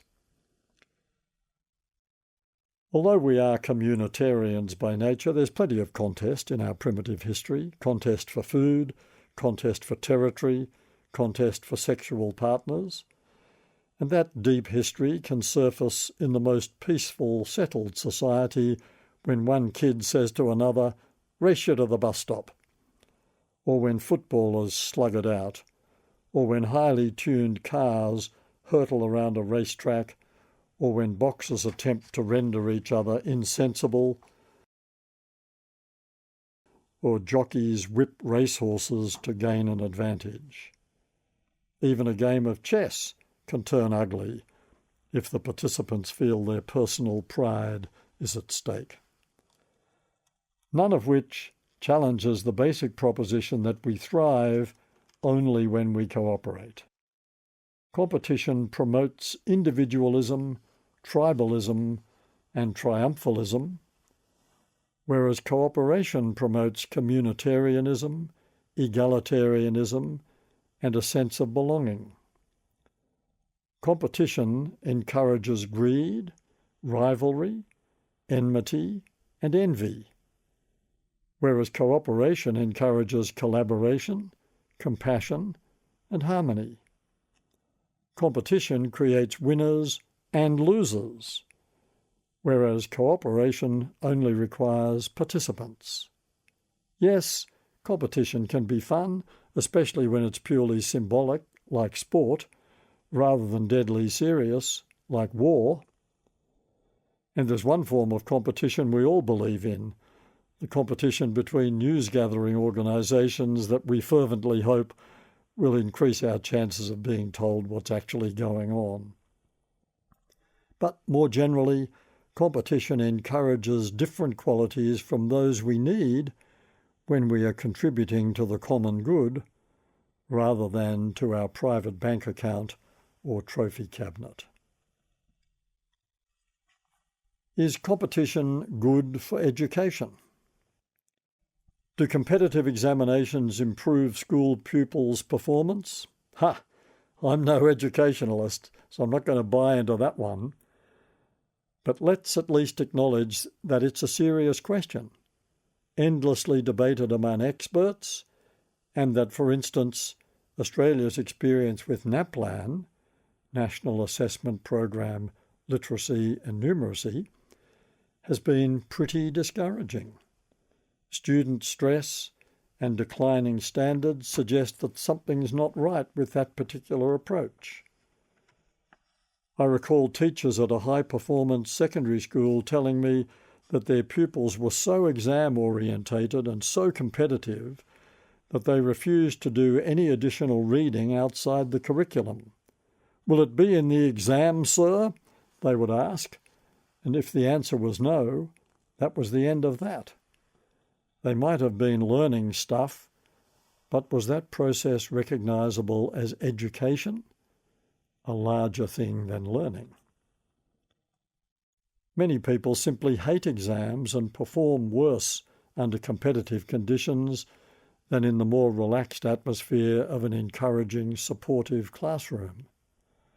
Albert Einstein, reflecting on the conventional exam-based experience of school education, remarked, "It is in fact nothing short of a miracle that the modern methods of instruction have not entirely strangled the holy curiosity of inquiry, for this delicate little plant, aside from stimulation, stands mainly in need of freedom." Carl Rogers, who devoted much of his thought to education as well as psychotherapy, agreed. In Freedom to Learn, he wrote that in the conventional school setting, with grades as the standard measure of learning, we can almost guarantee that meaningful learning will be at an absolute minimum. Geert Biester, author of The Beautiful Risk of Education, sees education in entirely non-competitive terms, beyond socialisation, beyond qualification, though those things have their place, of course. For Biester, education is an encounter with reality, and especially an encounter with people who are not like us. Many experienced teachers as well as educational philosophers would agree with Biester's contention that education is about learning to be in the world in a way that doesn't put us at the centre of the world. Biester calls this being in the world in a grown-up way. While we're on the subject of schools, there's a distinctively Australian question that still needs to be addressed. Why have successive federal governments since the 1960s, and increasingly since the late 1990s, thought it such a good idea to foster competition between government and non-government schools that they would pour public money into non-public schools at a current rate of about $12 billion per year? The result of this determination to prop up choice and competition in the school education sector has been a steady decline in overall school performance by international standards, and it's not hard to see why. If you create a two-tiered public-private education system in which, thanks to generous government subsidies, the private schools' fees are much less expensive than they should be, then given the inevitable depletion of resources available to public schools, parents who can afford to do so will gradually move their children out of the public system and into private schools. Ironically, doing all this in the name of competition creates an unequal contest. Private schools, resourced by a combination of government subsidy and fees paid by parents, are likely to flourish. Public schools, struggling for adequate resources and facilities, are likely to struggle. The most under-resourced and disadvantaged schools, typically located in disadvantaged communities, will have less and less to offer their remaining pupils, and the performance gap will widen, dragging down the average performance of all schools. At the top of the heap, of course, will be wonderfully resourced schools producing superb results, scarcely conscious of the fact that, courtesy of public funding, they are actually profiting from the neglect of poorer schools. There's a limit, obviously, to how much public money can be budgeted for school education. When such a massive and growing proportion of it goes to non-public schools to foster this thing called choice and competition, the nation's public education system is inevitably eroded. It's no exaggeration to say that the choice and competition mantra in school funding is contributing to the inexorable widening of the socio-economic gap in Australian society. Who ever thought choice and competition was an inherent virtue in a school system? Australia is almost unique in this cockeyed thinking. There has never been anything wrong with religious and other groups of people deciding to set up their own schools outside the public system to fulfil their own educational purposes at their own expense. But how can anyone justify the idea of taxpayers actually paying them to do so? It smacks of wildly inappropriate competition worship to me. This is our children's future we're talking about, not the soap market. Would politics be more effective if it were less competitive? We're so accustomed to the rough and tumble of an adversarial parliamentary system based on a perpetual contest between two rival parties that when we express despair or disgust at the way politicians respond to the peculiar pressures of this system, we rarely pause to consider alternatives. Yet alternatives abound. In Australia Reimagined, I proposed a radical change from elected members of Parliament who exist in a state of perpetual confusion about who they are representing, their electorate or their party, to a system where members of Parliament would be randomly selected from the electoral roll. It's not an original idea, nor is it an idea that has much prospect of being translated into reality, except that examples of deliberative democracy, such as citizens' assemblies popping up around the world, including Australia, suggest that there are many situations where legislators benefit from hearing the views of randomly selected members of the community on matters ranging from a broad policy area like the French Citizens' Assembly on climate change to a particular piece of legislation or a local council's annual budget. In a 2020 article, Amateurs to the Rescue, The Economist reported that the majority of people polled in America, Britain, France, and Australia, along with many other rich countries, felt that regardless of which party wins an election, nothing really changes. Politicians, a common complaint runs, have no understanding of or interest in the lives and concerns of ordinary people. The article noted that citizens' assemblies can help remedy that situation, particularly when it comes to finding solutions to thorny or polarising issues in which politicians have been captured by their party's extremes. The present system is so creaky, so inefficient, and so unpleasant to watch in action that change will eventually come. And when it does, one way or another, it will be in favour of a more cooperative, collaborative process that takes much of the time-wasting adversarial sting out of politics. We could start by rearranging the seating in the House of Representatives so that members sat in seats named for their electorate, arranged in alphabetical order. The Prime Minister was elected by the whole Parliament, and ministers with relevant expertise were appointed from outside politics, as in some other parliamentary democracies. The idea of non-elected ministers has been more fully explored by Richard Walsh in Reboot. Apart from all its other benefits, such a system would mean that members of Parliament were not distracted from their work as representatives of their electorate by the competition with each other for places in the ministry.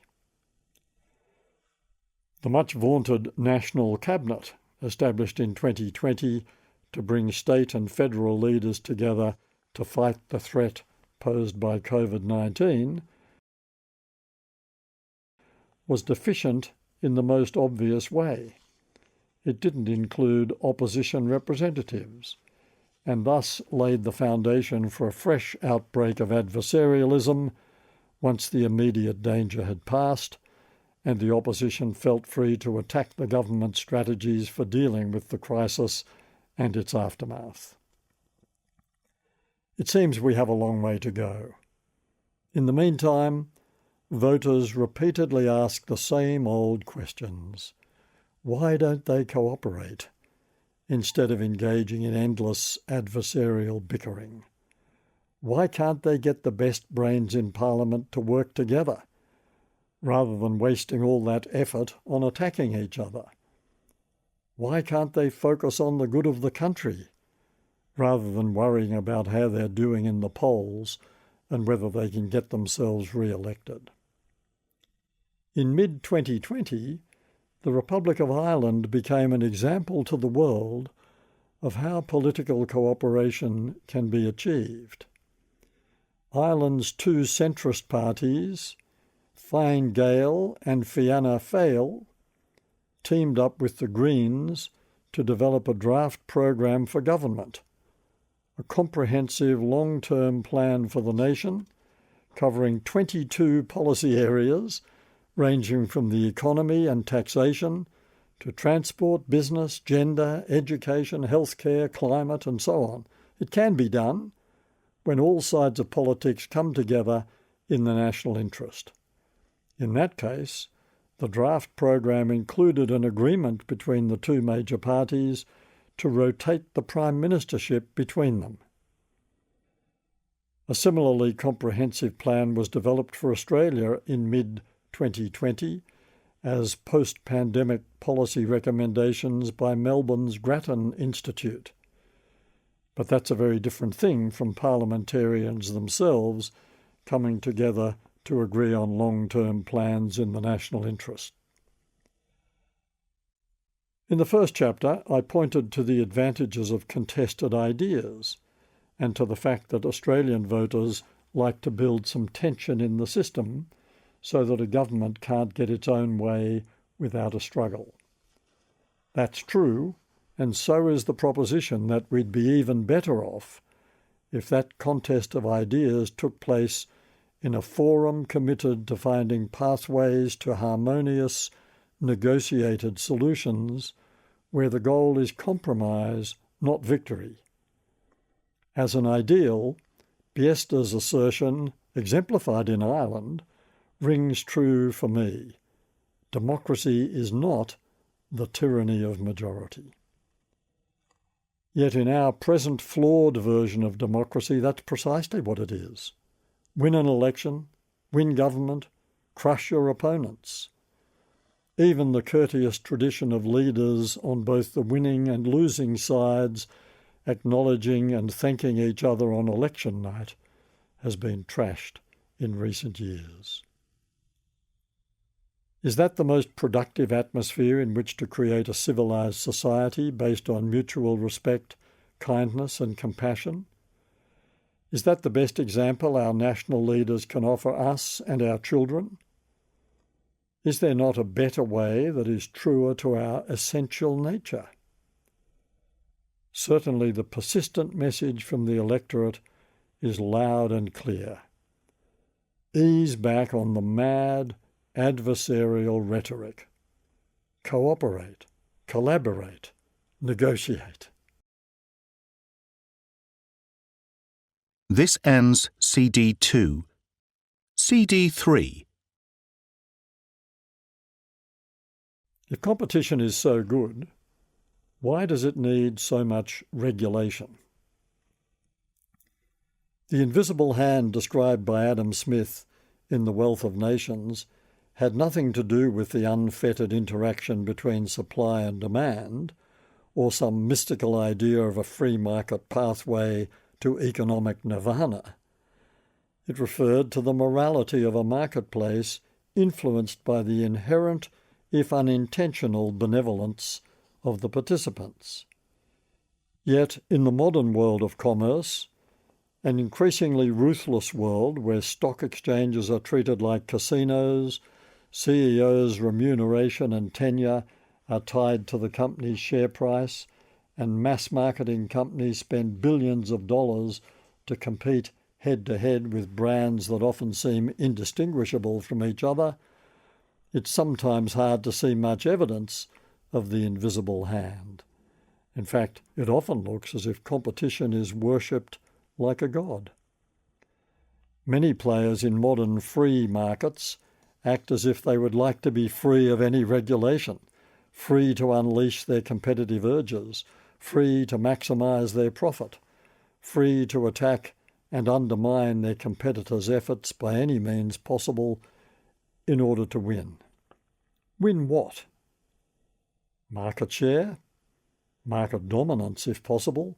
Paradoxically, the ultimate goal of any competitor is to become so dominant that they are no longer constrained by the need to compete. Greater profit? More personal wealth for the owners and senior executives. And who else benefits? Well, the theory runs that when commercial organisations are locked in competition with each other, the consumer wins.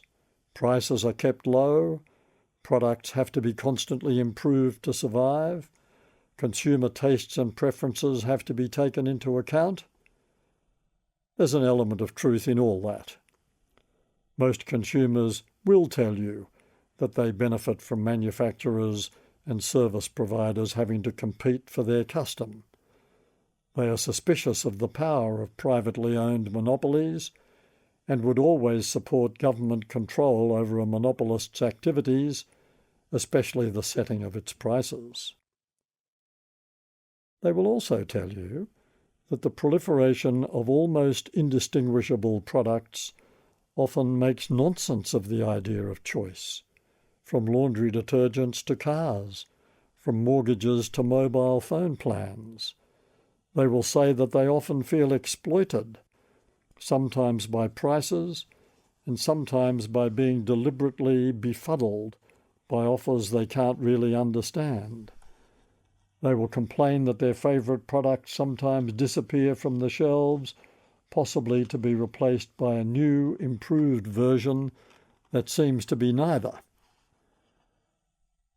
Australia's Royal Commission of 2017-18 into the banking, superannuation and finance industry revealed just how valid some of those anxieties are by exposing such widespread manipulation, deception and criminality that an already sceptical market was shocked. Adam Smith would certainly have been shocked by how far the banking industry has drifted away from the ideal of an inherently moral marketplace built on benevolence and trust. Consumers long ago stopped believing, if they ever did, that banks were doing everything they could to keep their fees down and improve their services so that they could offer more for less. Far from it. Since the 1990s, banks had gradually come to be regarded by many of their customers as the cowboys of the corporate world, who would get away with whatever they could in the pursuit of breathtaking profits, ever fatter salaries and bonuses for their senior executives, bigger commissions for people who should never have been paid by commission. Indeed, it's debatable whether anyone should ever be paid by commission, since it's a system inherently geared to the customer's disadvantage. Admittedly, shareholders were happy about the breathtaking profits, but their scale should have rung an alarm bell. As a percentage of GDP, Australia's banks are the most profitable in the world, according to analysis by the Australia Institute. For many of us, the biggest shock of the Banking Royal Commission was the discovery that the regulators who should have been policing the banks had been letting them get away with, well, not quite murder, but certainly some pretty murky behaviour. And there's the point. When we are competing rather than cooperating, we are denying the noblest aspect of our nature and indulging the ego-driven desire to win, to maximise the benefit to us, whether financial or otherwise, rather than contributing to human well-being and social harmony.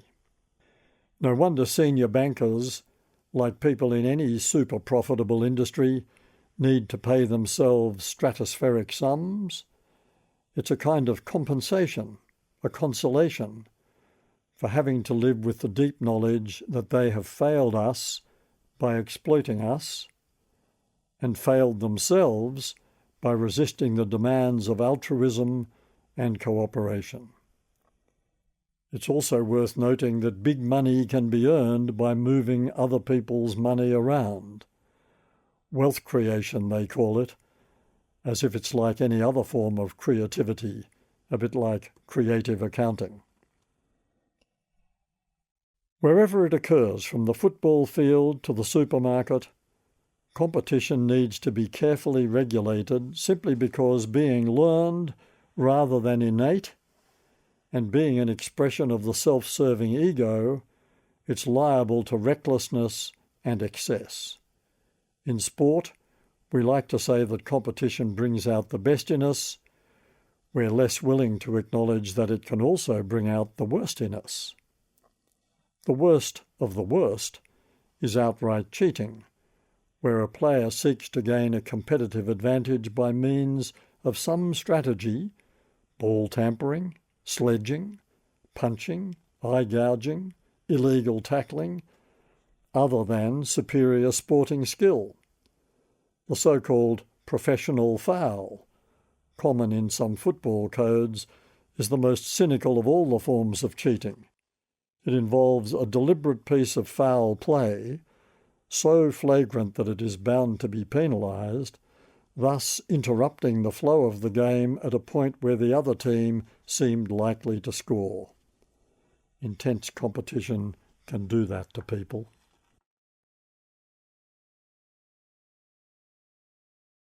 The former ALP Senator Graham Richardson wrote an autobiography called Whatever It Takes, in which he suggests that in the heat of political struggle, politicians and their strategic advisors would do whatever it takes to win. No wonder the states, though not yet the Commonwealth, have established independent corruption commissions to keep an eye on politicians' misbehaviour. The use of multiple referees, tribunals, and other forms of ever-tightening regulation suggests that sporting culture, especially when big money is involved, is similarly a hotbed of temptation to bend the rules and push the boundaries, whatever you can get away with, whatever the ref doesn't see. It's not only in politics or sport that competition brings out the worst in us. The same tendency can be spotted everywhere, from the boardrooms of business to the halls of academe. In a rather prescient address delivered more than 20 years ago, John Harkness, then chairman of the accounting firm KPMG, bemoaned the loss of a sense of collegiality within such professions as accounting and law as the firms became more overtly competitive. He warned that if such a trend continued, there would be an inevitable shift towards more explicit rules and regulations. Competition needs to be regulated, but cooperation doesn't. Can you imagine a Commission for the Control of Social Harmony, or a Department of Fairness in cooperation, or a law that imposes limits on social cohesion? No. But we know we can't do without things like a Consumer and Competition Commission. Though part of its charter is to promote competition by sniffing out collusion, among other things, it is commonly referred to as a watchdog because we expect it to rein in the excesses of a too free, too competitive market. We need an Office of Fair Trading, and the banks clearly need both the Australian Prudential Regulatory Authority and the Australian Securities and Investments Commission to ensure that they play by the rules and to refer them to the courts when they don't. A young doctor feels the competitive heat. When Sandra set her heart on medicine as a career, she was ill prepared for the intensity of the competitive pressures she would face. First, she had to compete to get into a course, and at her chosen university. That involved undertaking a pre-med year, in which it was made clear to the students that most of them would not make it. When she did get in, she was conscious of the constant pressure to survive. Every examination seemed like a sword hanging above the students' heads, as if the faculty were keen to weed out as many of them as possible. Once she progressed to her senior years, the pressure increased as she encountered for the first time the autocracy of the hospital wards she was working in, where the mostly male specialists reigned supreme and bullying, especially of female students and junior doctors, was rife. "Get that dirty little girl out of my theatre," a surgeon once barked when Sandra had thoughtlessly put her hand to her face while observing an operation. So intense was the pressure, all the way up to the final examinations, that she felt her personality had changed, and she had become a far more competitive person than before. She found herself competing with fellow members of her yoga class, moving herself from week to week to avoid sitting near anyone who was clearly better at it than she was. When she decided to specialise, Sandra encountered a fresh and even more intense set of competitive pressures. It was taken for granted among the young doctors competing for entrance to their chosen field of specialisation that the colleges were mostly ruled by men with a godlike sense of their own omnipotence, and that in some specialties, more notoriously than others, there was an unspoken determination to keep the numbers down so the market would not be flooded by bright young doctors and the power and income of the established specialists diminished. There was also taken to be a widespread bias against females, though Sandra was assured that it used to be worse and no longer seemed to be such a problem in the particular specialty she had chosen. Like many of her peers, she failed at the first attempt and was humiliated, as she assumes she was meant to be, by the heartless way the results were announced at a meeting of candidates. Those who had succeeded were ushered into an adjacent room to join the college fellows for a cocktail party. Those who, like Sandra, had failed were simply shown the exit. Eventually she prevailed. Conscious of the effect all this relentless competition had had on her, she resolved to reduce the pressure on herself by trying to resist the temptation to compete. even against other cars at the traffic lights, and certainly against other members of her yoga class. She was determined to be kinder to students who entered her orbit than her seniors had been to her, and to ensure that her patients never had cause to complain about any high-handedness on her part. But she noticed that some of her colleagues had become so conditioned by the grinding process of getting to where they wanted to be, and so proud of having done so, that they seemed keen to perpetuate the system. They had become as arrogant as those who had bullied them in the past. Their competitive attitude had persisted in reactions to each other's professional progress and in an unattractive smugness about the status of their profession. Even so, Sandra was shocked by the way a colleague reported the recent divorce and remarriage of a senior specialist. "He divorced a doctor and married a nurse," the colleague had said in a tone of bewilderment, as if such a status trade were almost unimaginable. The futility of war. If you would prefer to live in peace rather than at war, then you are being true to your essential human nature. You are expressing a preference for cooperation over competition. If you prefer the idea of diplomacy, mediation and negotiation to conflict and litigation, then again, you're on the side of cooperation. But the case of war is not quite that simple, is it? As in sport, no one will ever win a war without a high degree of cooperation between the forces ranged on its own side. In that lone respect, war is like football. But let's wind back. War has been part of our history since the very beginning. The good news is that both war and violence more generally are in gradual decline, a trend that suggests a progressively less warlike future.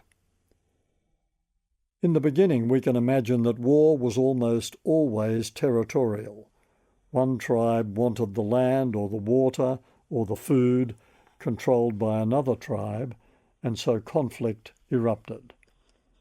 Today, in our more geopolitically complex and sophisticated world, war is almost always territorial. Oh, we dress it up with rhetoric about wars of religion or wars to impose regime change or the war on terror or wars fought to protect our democratic way of life, but in the end, it usually comes down to territory. We want some of yours, or we don't want you to have any of ours. Certainly the territory might contain oil or other resources, or access to a desirable seaport or some other geographical prize. But when the Sunni Muslims wanted to establish their caliphate in Syria, they needed the symbolism of their own territory. It was not enough to be a group of like-minded people who had formed a religious group that might exist within a broader social context. In the case of civil wars, control of territory is the prize that guarantees a particular philosophy, anti-slavery for instance, will prevail. If it were not about competition for territory, then wars could be more easily avoided.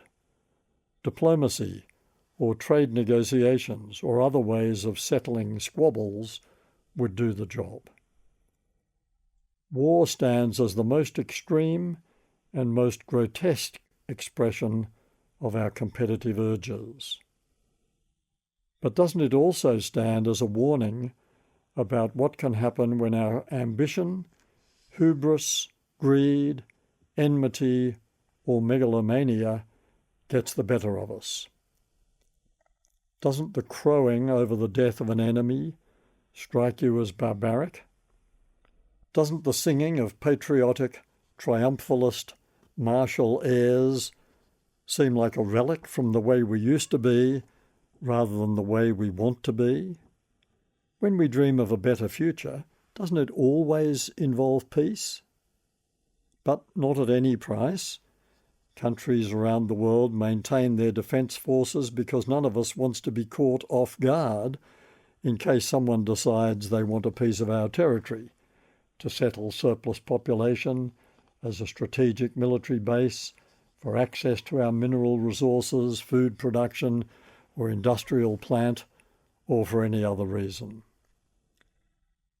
The items on only a partial list of possibilities like that seem pretty paltry justification for the horror of war.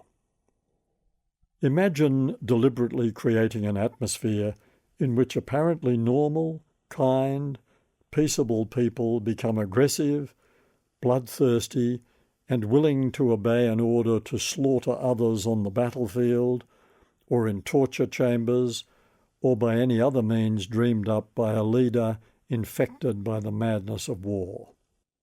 Plenty of war historians will tell you that no one ever really wins anyway, not the way they used to, when the person who declared war almost always won,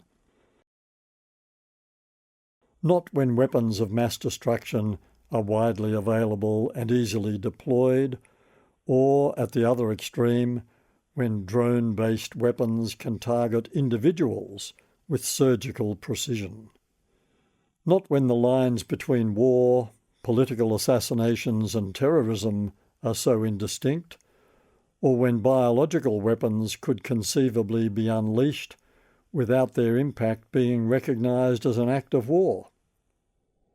Not when wars in places like Syria, Afghanistan and Palestine become a wearying way of life with no end in sight. Rudyard Kipling spoke for every parent who ever lost a son or daughter to a war, and for everyone who lost a parent, partner or friend when he wrote, "If any question why we died, tell them because our fathers lied." To say that truth is the first casualty of war is to acknowledge that in so many ways we are at our worst when we surrender to the aggressive urge. Even in peacetime, of course, people get drunk and hit each other. People kill each other. People bash members of their own family. Love turns into hate. But war institutionalizes all that aggression on a scale so large, so all-encompassing, the war effort, that its combatants might forget, at least for a while, what it means to be human. Other wars. Although we abhor the reality of war and its aftermath, we love applying the word to all kinds of conflicts: the war on drugs, trade wars, the propaganda war, price wars, and the long-running gender wars. Once you're into war talk, of course, you're inevitably into winners and losers, and that's a dangerous frame of reference for something as culturally significant and desirable as the struggle for equality of opportunity for everyone. It's the perpetuation of the conflict model that explains why some feminists who led successive waves of the gender revolution have come to feel despondent, as if they sense that the revolution has stalled, or even in the words of pioneering activist Eva Cox, feminism has failed. Feminism has not failed. It gave momentum to a glorious revolution that was way overdue and powered it through its most bitter periods of early struggle. But now there is a sense of something being off-key, as if the very word feminism, with its connotations of opposition to masculinism, or, let's be frank, male supremacism, might have lost some of its old magic. If we are all, women and men, to see this revolution through to its conclusion, then it is certainly time we dropped the language of competition and conflict and adopted the more appropriate language of cooperation. It's time we stopped talking about women's rights and spoke only of extending human rights to everyone. It's time we took the remaining small step from feminism to egalitarianism and recognise the need to correct any inequality, whether gender-based or otherwise, in the name of social justice. As long as we keep using the same old adversarial language, we will find ourselves continuing to fight the same old battles and meeting the same old resistance from the same old men. Worse, we will continue to exclude all the LGBTIQ plus people for whom militant feminism refers to combatants in a war that seems to have nothing to do with them. In the beginning, gender wars referred to women's battle against men for equal rights of all kinds, especially in the workplace. Now, if you happen to be gay or transgender or at any other point on the broad spectrum of gender possibilities, you must look at the conflict and ask, what about me? Why are women so hung up on women's rights when my rights are often brushed aside? Why can't we talk about people's rights or human rights? The time has certainly come for us to view the challenge of equality from the point of view of persons, not men, not women, not gays, not lesbians, not trans, not any other kind of label that discriminates between us. This is our society, not his or hers or theirs. The more we come to understand and appreciate the varieties of gender, the less appropriate feminism turns out to be as a banner for the final push towards equality. Now we must recruit everyone, including those resistant old men, in a cooperative venture that truly reflects our much vaunted aspiration to be a fair, just, and equal society, legally, morally, culturally. Let there be no more talk of a gender war. When it is lived well, life is like an interweaving of melodies, not a cacophony of competing claims, each indifferent to the others and each striving for dominance. Once we agree that social harmony based on justice and fairness is our top priority, we can start working together on the same project rather than competing to build separate structures based on a view of ourselves as gendered rather than simply as persons.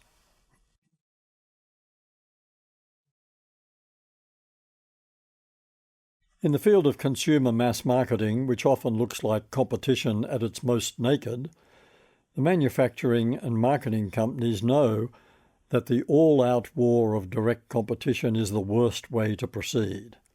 Each of them wants its products to look as different from its competitors as possible, at least distinctive and preferably unique, so that from the consumer's point of view, it is not a head-to-head contest between brand A and brand B at all, but a matter of deciding which of these recognisably different products best suits my tastes and preferences.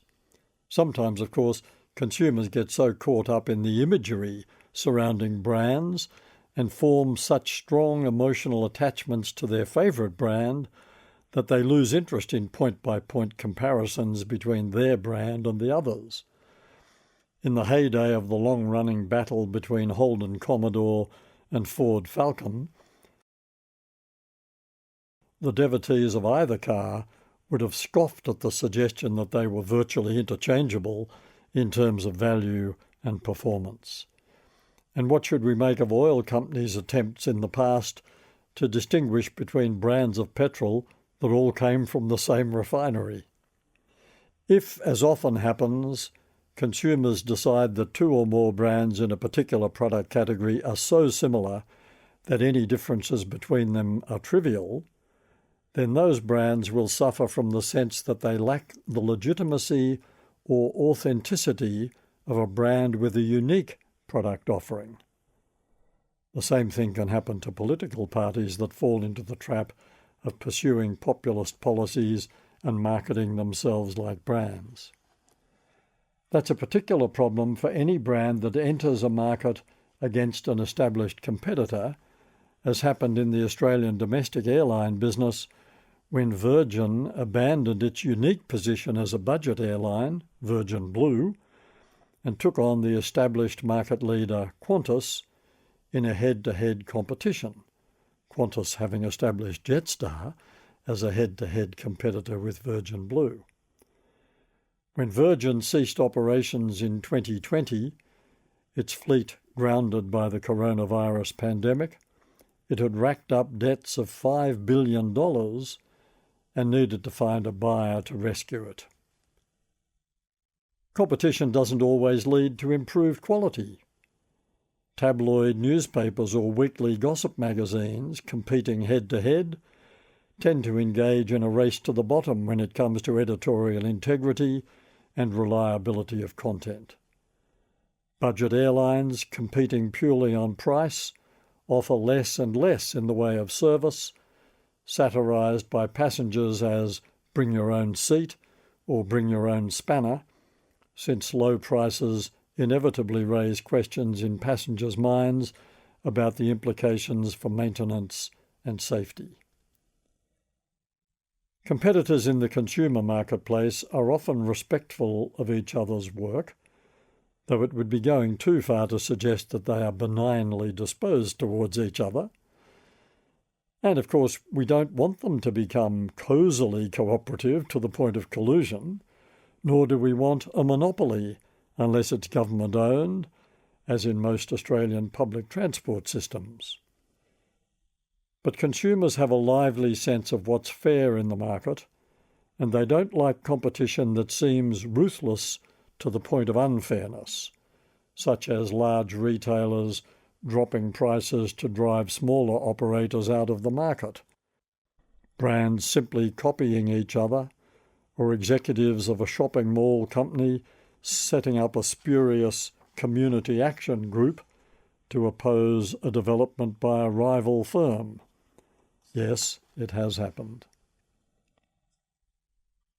Most consumers enjoy the colour and movement of the marketplace, from car showrooms to supermarkets, and that enjoyment includes feeling as if they are the beneficiaries of open, healthy competition. But their pleasure can easily be soured by cynicism. Insecure employment, the fallout from ruthless competition. The trade union movement has always been conceived as an expression of the cooperative impulse. It began as a way of protecting employees from the consequences of commercial competition that might otherwise have sacrificed the dignity and security of workers by exploiting them in the service of profit.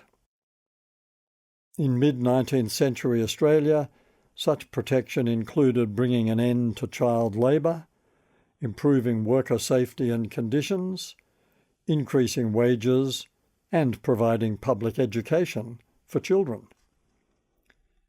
In essence, the organisation of labour was a way of adding cooperative muscle to the supply side of the labour market at a time when the industrial ethos was so wedded to free market capitalism that the concept of workers' rights seemed not only novel, but also alien. Over the first century of its existence, trade unionism was responsible for major labour market reform and regulation, often in the face of bitter resistance and sometimes deploying strikes as an industrial weapon of last resort. During the past 40 years, support for trade unionism has steadily declined in terms of both public sympathy, they pushed too hard, they went too far, and the number of workers joining unions.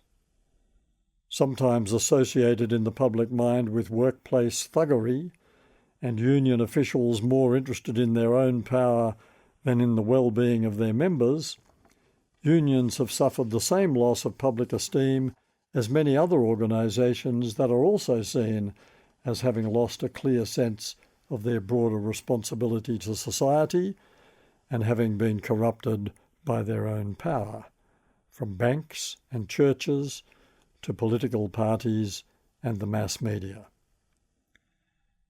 Now, with the labour market showing fresh signs of exploitation of workers under the influence of a quarter century of rampant neoliberal capitalism and its encouragement of an ever more ruthless pursuit of profit, the situation seems ripe for a revival of organised labour in some form.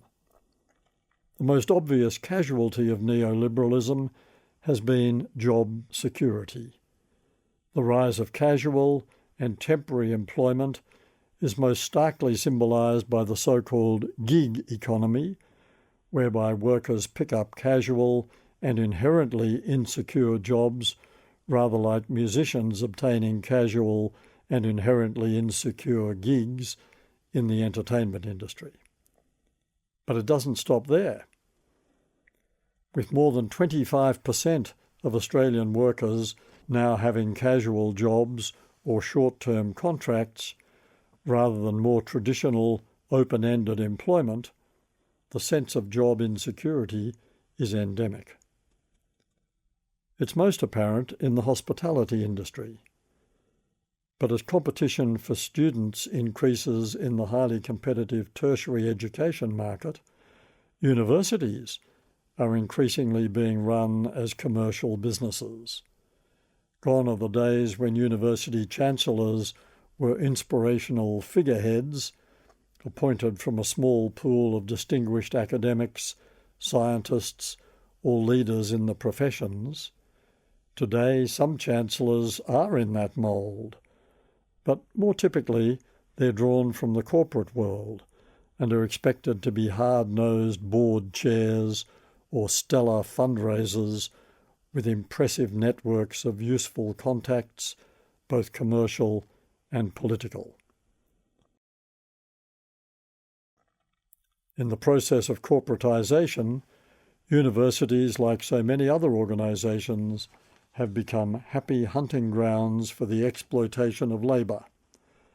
Part-time casual tutors carry a heavy load of teaching with none of the normal entitlements of secure employment, such as sick leave or holiday pay, and many full-time academics are on limited-time contracts with no certainty of renewal. One of the employment scandals of 2020 was the revelation that many universities had been seriously underpaying some of their staff, mostly casuals, to the tune of millions of dollars. It also occurs in big law firms where fresh graduates are often expected to work unconscionable hours for low pay.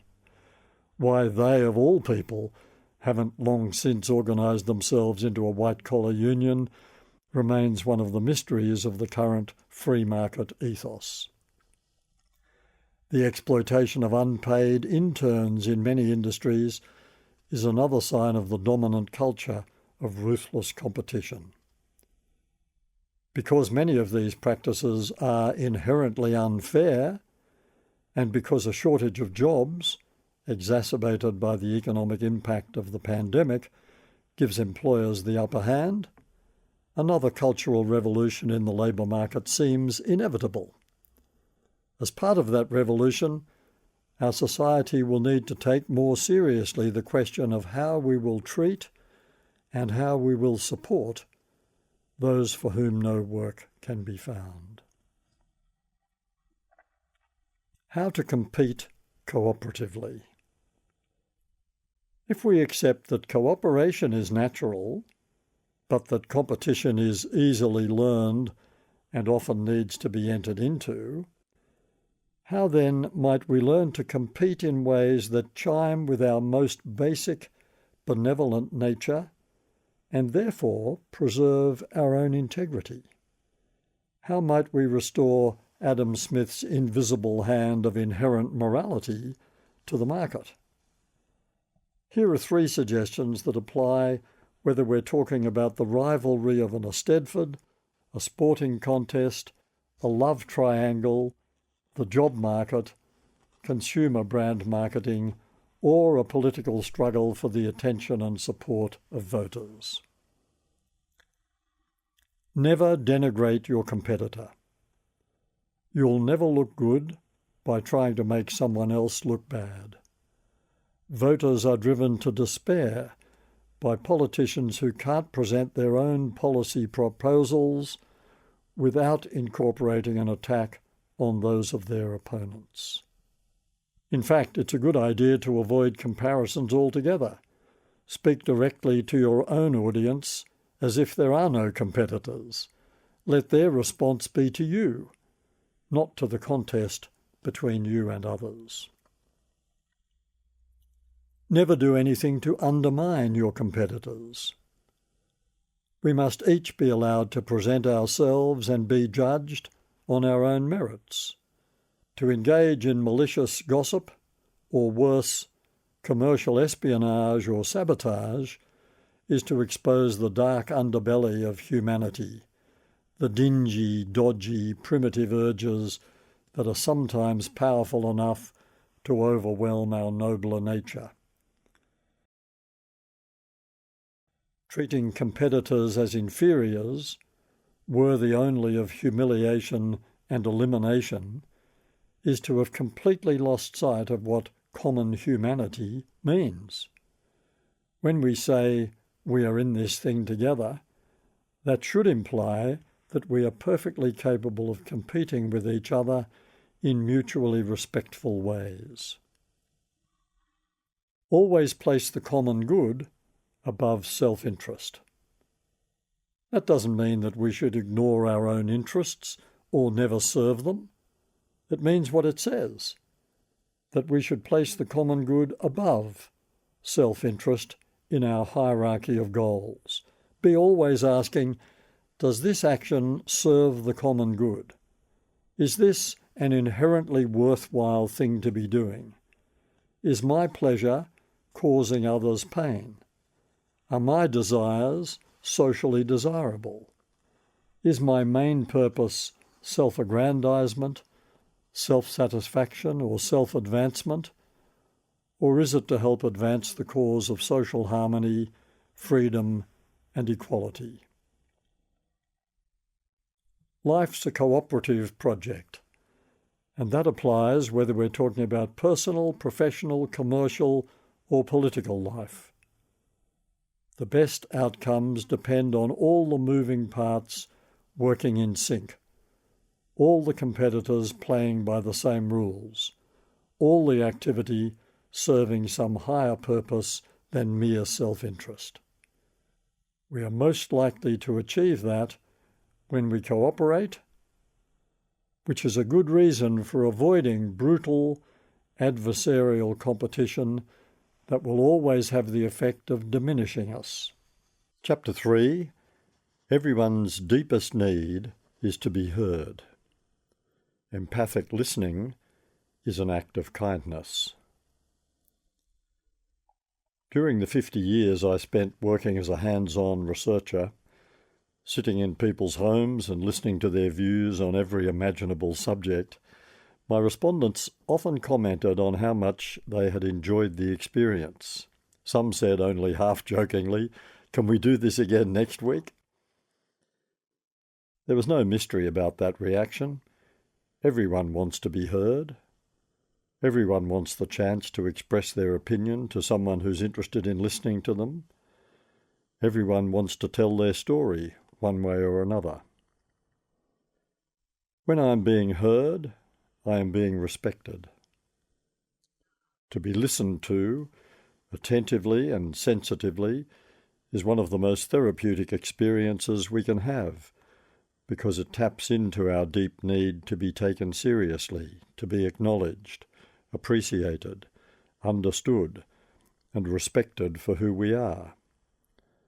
That's why people enjoy being respondents in research projects that allow them freedom to express themselves without the constraint of a formal questionnaire. It's why people love being asked to take part in oral history projects.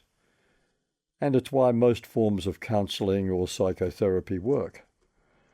It doesn't matter so much whether you're into client-centered therapy or one of the variations on the theme of psychoanalysis or cognitive behavioral therapy, or a more straightforward version of counselling. Practitioners in each discipline make strong claims for the efficacy of their particular approach, but it's obvious that there's no single best approach that would suit all people in all situations. The thing that all forms of psychotherapy have in common is that they focus on the needs of the client. They attend to the client's story. They exist to help the client solve some difficulty or move beyond some emotional sticking point in their life. Their very essence is attentive, empathic listening. No wonder psychotherapists often refer to the talking cure, though they should possibly call it the being listened to cure. Sometimes that's all a client needs. Medical practitioners can learn a lot about you from a physical examination based on collecting quantitative data, your height, your weight, the state of your skin or eyes, your urine, your blood, your response to stress tests, and so on.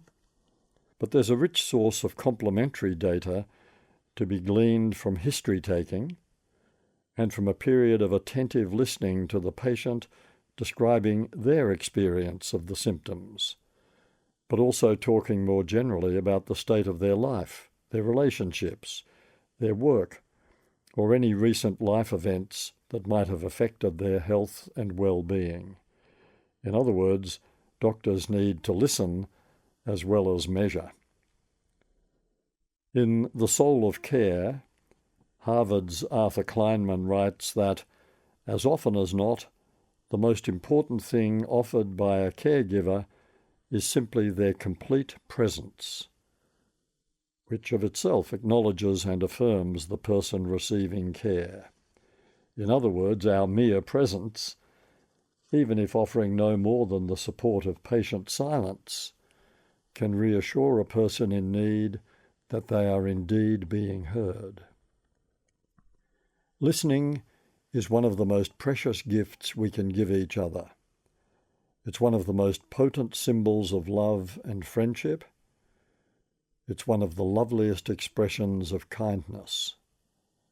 It's one of the greatest sources of encouragement to the discouraged, confidence to the insecure, and comfort to the emotionally wounded. It has to be the right kind of listening, of course. Few things are as irritating as someone who says, "I hear you," in a way that suggests they might have heard the sound of your voice, but not attended closely to the meaning, the feelings, the desires, the emotional valency that lies behind the words. There's a big difference between the physiology of hearing and the psychology of listening. The kind of listening that assures someone they have really been heard is a form of self-sacrifice. Here's what it involves: setting aside our own prejudices and preconceptions. Let me offer you a metaphor I find useful whenever I need to remind myself what's really involved in offering someone the therapeutic gift of attentive listening. I think of my mind, and everyone else's, as existing within an invisible psychological cage. The bars of the cage comprise all the things I know: my attitudes, values, beliefs, convictions, expectations, and all my prejudices. This mind cage is an impressive edifice. After all, I've spent a lifetime constructing it. Some of its bars, the strongest ones, have come from my own direct experience. Some from things I've been explicitly taught in the family or in the classroom. Some I have learned implicitly from the example of people I admire, respect, love, and wish to emulate. Cage sounds like a prison, and it's true that we are all prisoners to some extent of our own knowledge, beliefs and prejudices. Once we feel certain of something, why should we entertain alternatives? There is a good reason, and we'll come to that. But our cage feels like the very opposite of a prison. It's a vital part of the equipment we use for being in the world. Inside it, we feel safe and secure. My cage has been constructed out of my learnings, my beliefs, my convictions. These are the fruits of my experience. In sum, this is my very own point of view, hard won, built out of the fabric of my very own life. You don't like it? You accuse me of being blinded by my prejudices? Try living my life and see what you come up with. Okay, your life has been different from mine. Your experience is as valid for you, unique to you, as mine is to me. So where do we go from here? Here's the nub of the listening problem. Here's the reason why being truly heard is so precious. Here's why it's sometimes tempting to ignore the voices clamouring for our attention. From inside the mind's cage, everything I see or hear is filtered through my prejudices and preconceptions. It's a bit like standing inside a room, looking out the window, but seeing the view through the slats of a plantation shutter. The slats frame and shape the view. They slice it up. They impose their own pattern on it. Psychologically, that's how the mind cage works. The viewer is part of the view. Of course, how could it be otherwise? How could we ever make sense of anything if we didn't bring our own accumulated experience to the process of interpreting what we see and hear? No matter how open-minded we might like to think we are, there's an inevitable element of closed-mindedness in all of us, or we could never function. If you were persuaded by every argument put to you, you'd be an intellectual and emotional mess. Fortunately, your cage saves you from that, but it does increase the chance that you'll miss things you might have been better off attending to. Education can be either a great cage builder or a great protection against building too strong and inflexible a cage. At its best, it alerts us to the dangers of becoming blinkered by our knowledge to the point where we can't see beyond it. At its worst, it creates those very blinkers. People with professional qualifications are especially vulnerable to the narrowed focus of specialized knowledge. From the limited perspective of their highly educated specialty, they might miss all kinds of interesting stuff they simply don't see because their own point of view, their own preconceptions, their own expectations gets in the way. And it's the same for people with passionate convictions. They tend to see the world through the lens of their passion, whether psychological, spiritual, cultural, or economic, and interpret everything they hear according to whether or not it harmonizes with their own one-note samba. The more comfortable and secure I feel with what I know and believe, the more likely it is that I will see or hear what I'm hoping or expecting to see or hear. And if I don't, my cage will protect me from the discomfort of an unexpected or unwelcome message, either by distorting it or, more cleverly, by filtering what I'm seeing or hearing so that it seems compatible with my existing cage, the process psychologists call selective perception. You doubt it? Listen to a politician making a speech on a controversial topic, and then discuss your response with someone at a very different point on the political spectrum from yours, who had also heard that speech. A bystander, overhearing your respective assessments, might think you had heard two different speeches. Alternatively, have an argument with someone who disagrees vehemently with you about your religious beliefs or lack of them, and see how far you get. It's not just that the cage tends to deflect or filter unwelcome stuff. The very process of defending the cage against attack has a reinforcing effect. So here's a good working rule. If you want to reinforce someone's existing beliefs, attack them. And here's another. If you're only looking for stuff that interests you and meshes with your existing set of prejudices and preconceptions, you might fail to notice some important things going on or being said around you. A schoolteacher once told me about a group of children he had taken on a bush ramble, asking them to look around carefully so they could report on what they had seen when they returned to the classroom. After the excursion, they dutifully wrote their lists and handed them to the teacher. One boy had simply written, "No kangaroos." The next day the teacher quizzed him. I realise you didn't see any kangaroos on our ramble, but what did you see? The boy answered, "I was only looking for kangaroos." How's that for selective perception? Listening is hard and sometimes risky work. Here's one of my favourite quotes from American psychotherapist Carl Rogers, describing the risk we take when we listen attentively to another person.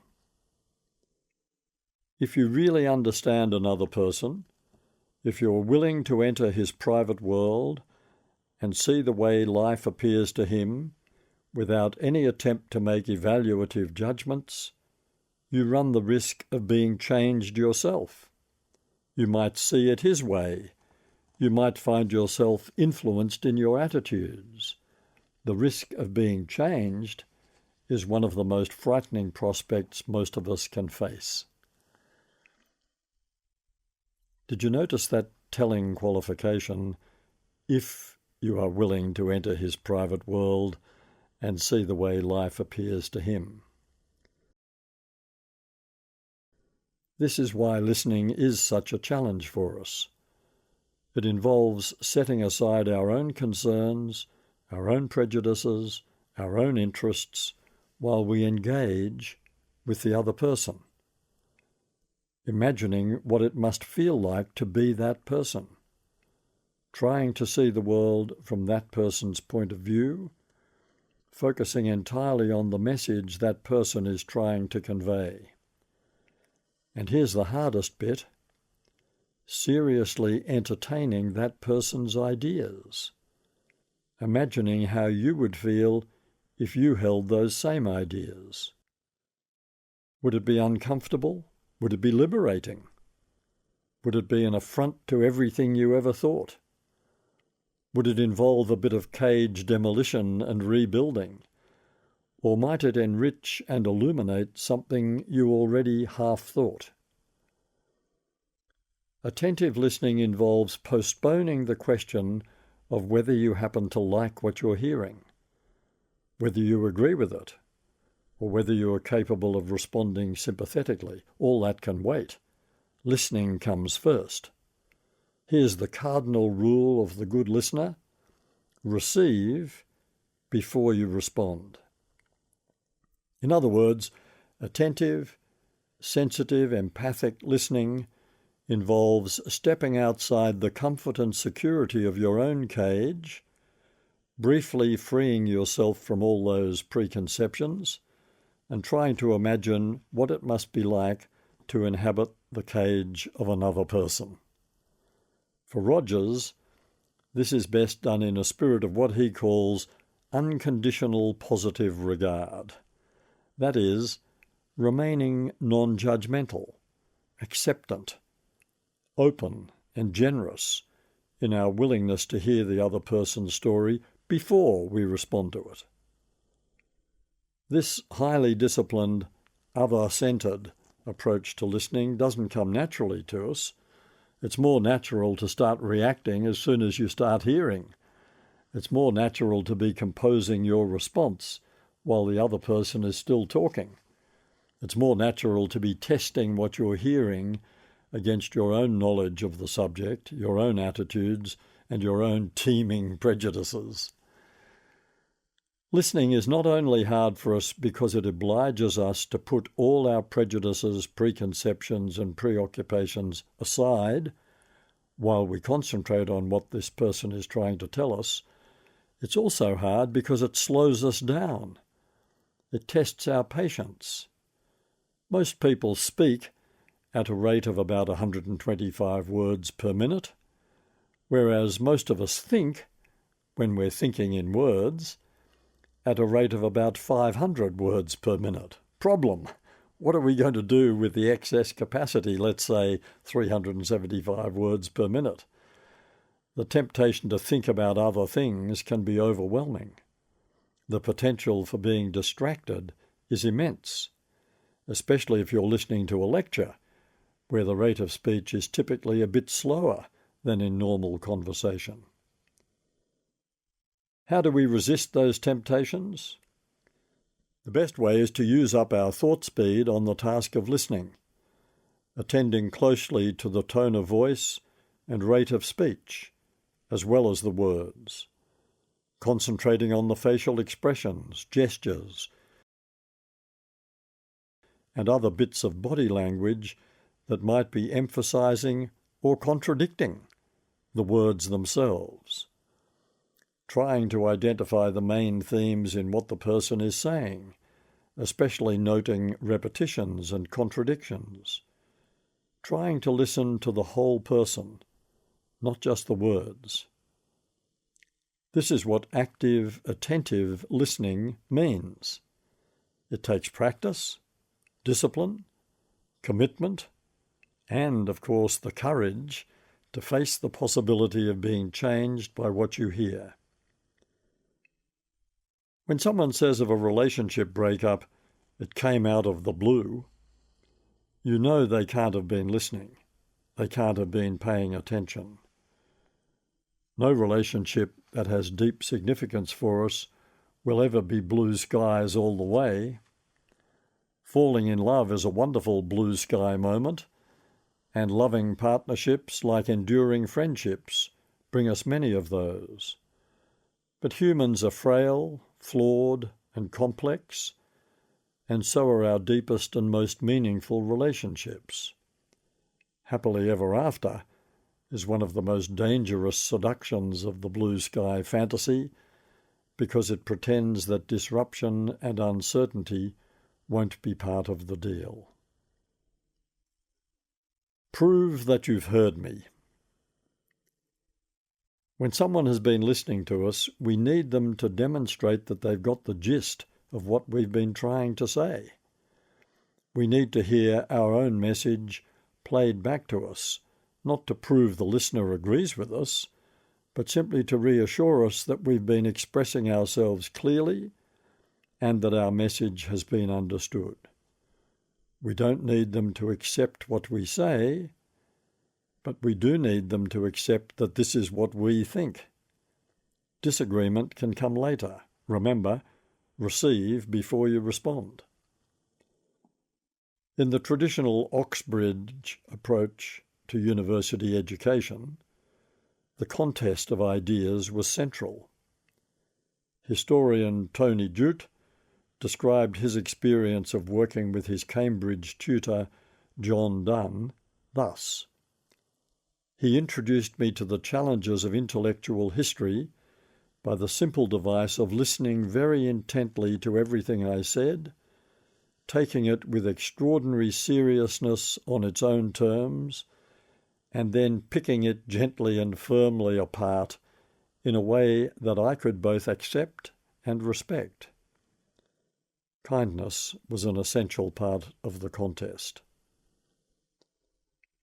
As listeners, we can offer proof of our attentiveness not only by sympathetic nodding and smiling, but also by making comments that show we are keeping up, So you feel as if it sounds like, let me be sure I got that straight. Are you saying an occasional accompanied by eye contact can be an encouraging sign that you're fully engaged, and please go on is like music to the ears of a person needing to be heard.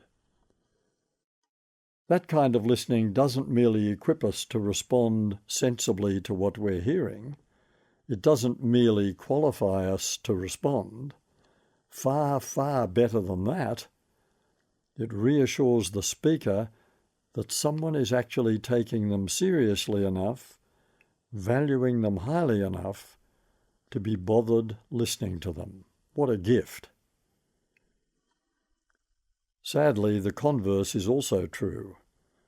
If you don't listen properly, if you listen half-heartedly, if you engage in mock listening, where you stick a sincere look on your face while letting your mind drift towards someone you'd rather be talking to or something you'd rather be doing, then guess what impression you've created. Without needing to say a word, you have conveyed that you don't take this person seriously enough to bother listening attentively to them. Do you think that would be hurtful? Would that be a message you'd ever want to convey explicitly to a partner, a friend, a child, a colleague? There's nothing wrong with not listening as long as you make it clear that this is not a moment when you can give yourself to listening. But to pretend to be listening when the speaker knows your heart isn't in it is a particularly nasty form of insult, the very opposite of kindness. Teenagers complain that their parents don't listen to them. Parents complain that their teenage offspring don't listen to them. Older people often complain that society has lost interest in them on the basis of their bleak impression that no one listens to me these days, people don't take me seriously anymore. Somewhat cruel support for that view comes from the advice sometimes given to the elderly. If young people want to know what life was like in your day, they'll ask you. Implication, they never will, so don't waste your breath trying to tell them. All kinds of people complain loudly and often that their partners don't listen. Sadly, the complaint is often that they don't listen in the way they used to, when the relationship was younger and stronger, and they took more delight in each other and possibly showed more respect towards each other too. My mother was a renowned listener. She would come home from a shopping expedition with tales, often tales of woe, it must be said, she'd been told by a total stranger sitting next to her on the bus, or someone who had served her in a shop. I must have a sympathetic look on my face, she would say, rather mystified by the fact that people seemed so willing to bare their souls to her. I wouldn't have said she was particularly curious about other people's lives.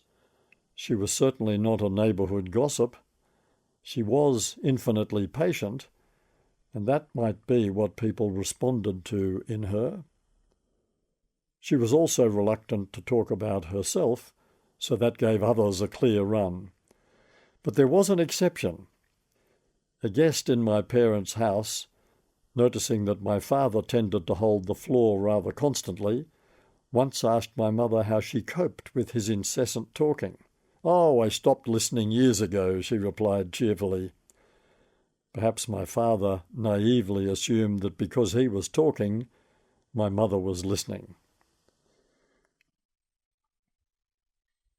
My partner listens to me. Third time lucky. Julia's backstory.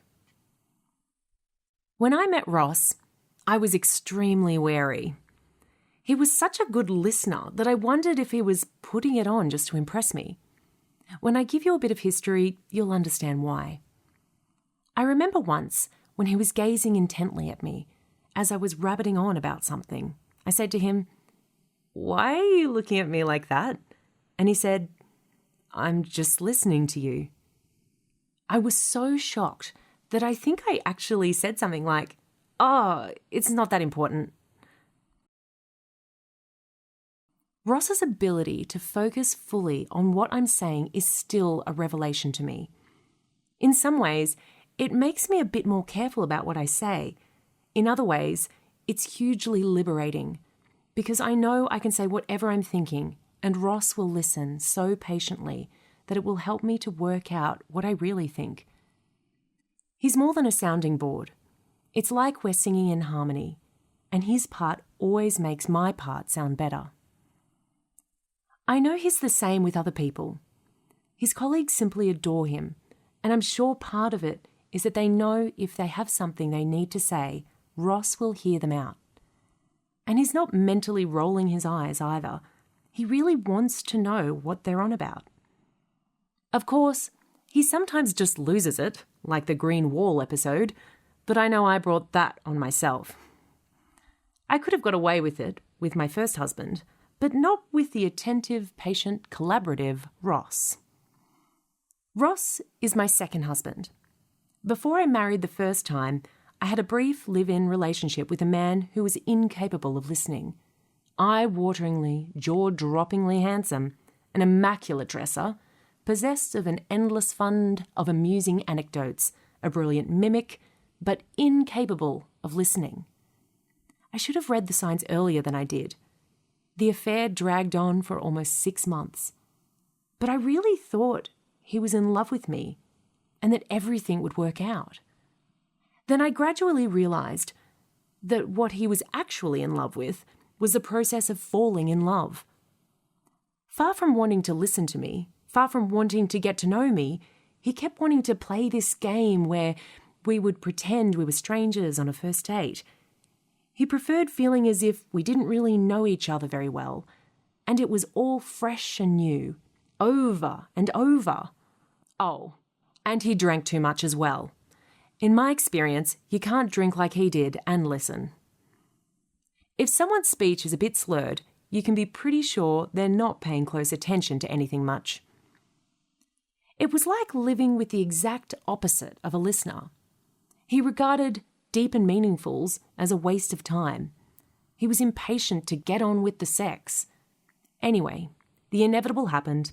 He found someone genuinely new, and then someone else, and as far as I know, he's still finding new people he doesn't have to waste time listening to.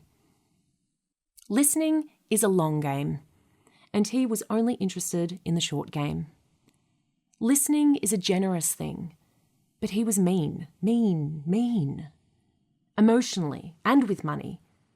My closest friend, Athena, met him a few times and described him as a heel in search of an Achilles. Typical Athena. A few years after that, I married Berry, a very bright, very charming lawyer. Beresford, really, but no one called him that. Not even his mother, which I thought was weird. Why give someone a name you're never going to use? At first, I thought he was a good listener. He seemed interested in the story of my life.